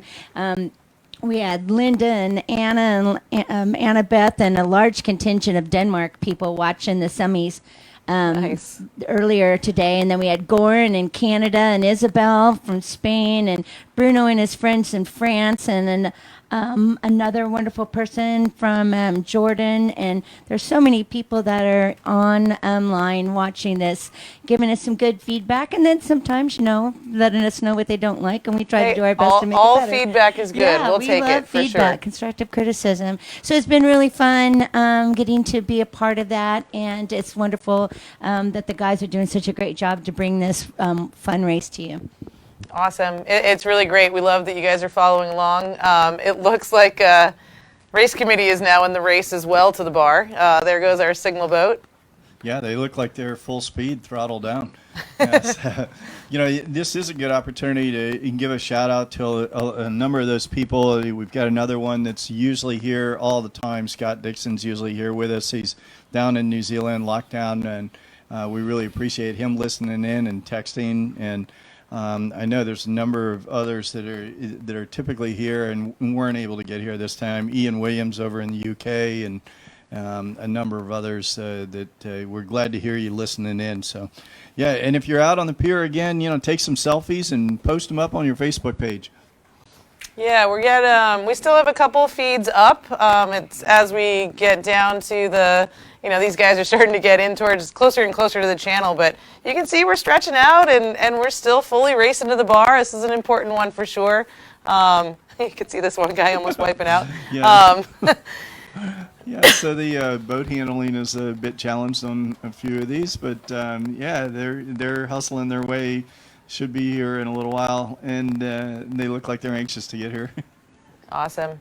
Long Beach is such a great place to sail, and I mean the Congressional Cup is always done so well by the Long Beach Yacht Club. It's going to be a great party tonight and some more exciting racing tomorrow. Again, nobody's going home relaxed, right? We've got these people still in the game, thinking about what's going to happen, needing to stay alive. And all the teams are coming back out tomorrow for a fleet race that'll finish at the pier, and that has a little bit of prize money associated with that. So that's important to all of those that didn't make it in the semis, and then of course the semifinals are just really tight. So it'll be an exciting day. But if you're in town and around Alamitos Bay, you're going to see all of these Catalina 37s coming in soon. Spinnakers flying. We have to get special clearance to have the Spinnakers flying as we come down the channel. So I know, it's right? An unusual sight. They even organize that. Yeah, Long Beach Yacht really Club pretty. is on top of it. Everyone here's Congressional Cup is being run, and they open the gates. So kites will be up on the way in here. So if you're hearing this and you happen to be on a boat, heads up. The channel's going to get really crowded with some fast boats and kites up and not a lot of space to move around and some feisty sailors on them. So this is also a good time to give a shout out to the whole crew here in the studio. We're split across the Jobson room and the regatta room, and Jeffrey Talbert and his team and Cliff and the guys that are back in the tech room giving all the video feeds and all of the people down at the pier that are running the cameras and flying the drones. It's a great group that's trying to bring it to you so that everybody gets a chance to see it. definitely. This is pretty funny. I can only imagine the amount of heckling that's going on between the boats and also on top of to themselves. I can see the orange shirts. You're easy to spot, Yanni. Yeah. Team Orange is out there, and we got all the spinnakers flying, and looks like one of the teams may have taken it down. It's a little bit of challenge sometimes to hold the kites, hold the spinnakers at this thing. Whoa, looks like we got one of them rounding up there. We can see it off in the distance. So, yeah, it's good. Most of them are making their way and are about halfway here. It is. It's awesome. It's also been great having you guys join me today, Mark and Dave. This was awesome. Tons of fun to banter back and forth about what these crazy guys are doing. Some great match racing today, and we've got a little bit more to go in the semifinals. At least one more in the pool Bernstein one, which is all tied up at 2-2, and Taylor and Canfield and Eric Monin will be doing battle again. Eric needing to win 2 and Taylor just needing to win the 1. So all to play for, and then on to the finals. And the finals still undecided who's going to be in them, and it should be a great day of match racing if you want to come down to the pier and watch, or watch the live feed from the racing. Oh, there's the Seven Angel Spinnaker getting a little out of control. One of the sponsors. All these spinnakers have sponsors' names on them, and Holy moly, we got a wipeout, people. Kites up in the air. Let's hope we don't break this. Oh man, the bosun is going, please stop, please stop. We've let go of the guy. Oh yeah, this is awesome. And we got another boat to windward of them. These people are a little aggressive. Sometimes you can't turn it off, even in the race to the bar. Well, hopefully that's not the umpires, but who knows? Right. Well, we are going, hopefully not. We are going to take a quick break, and we're going to actually get reset up for the race inside the channel. So we're going to close this off, and I'm glad we got the kite down. Everybody looks good. Yeah, we had enough of that. Spinnaker. Yeah, enough of that. We'll try something else. But we're going to take a quick break on this feed, and we'll get them when they're coming in the channel.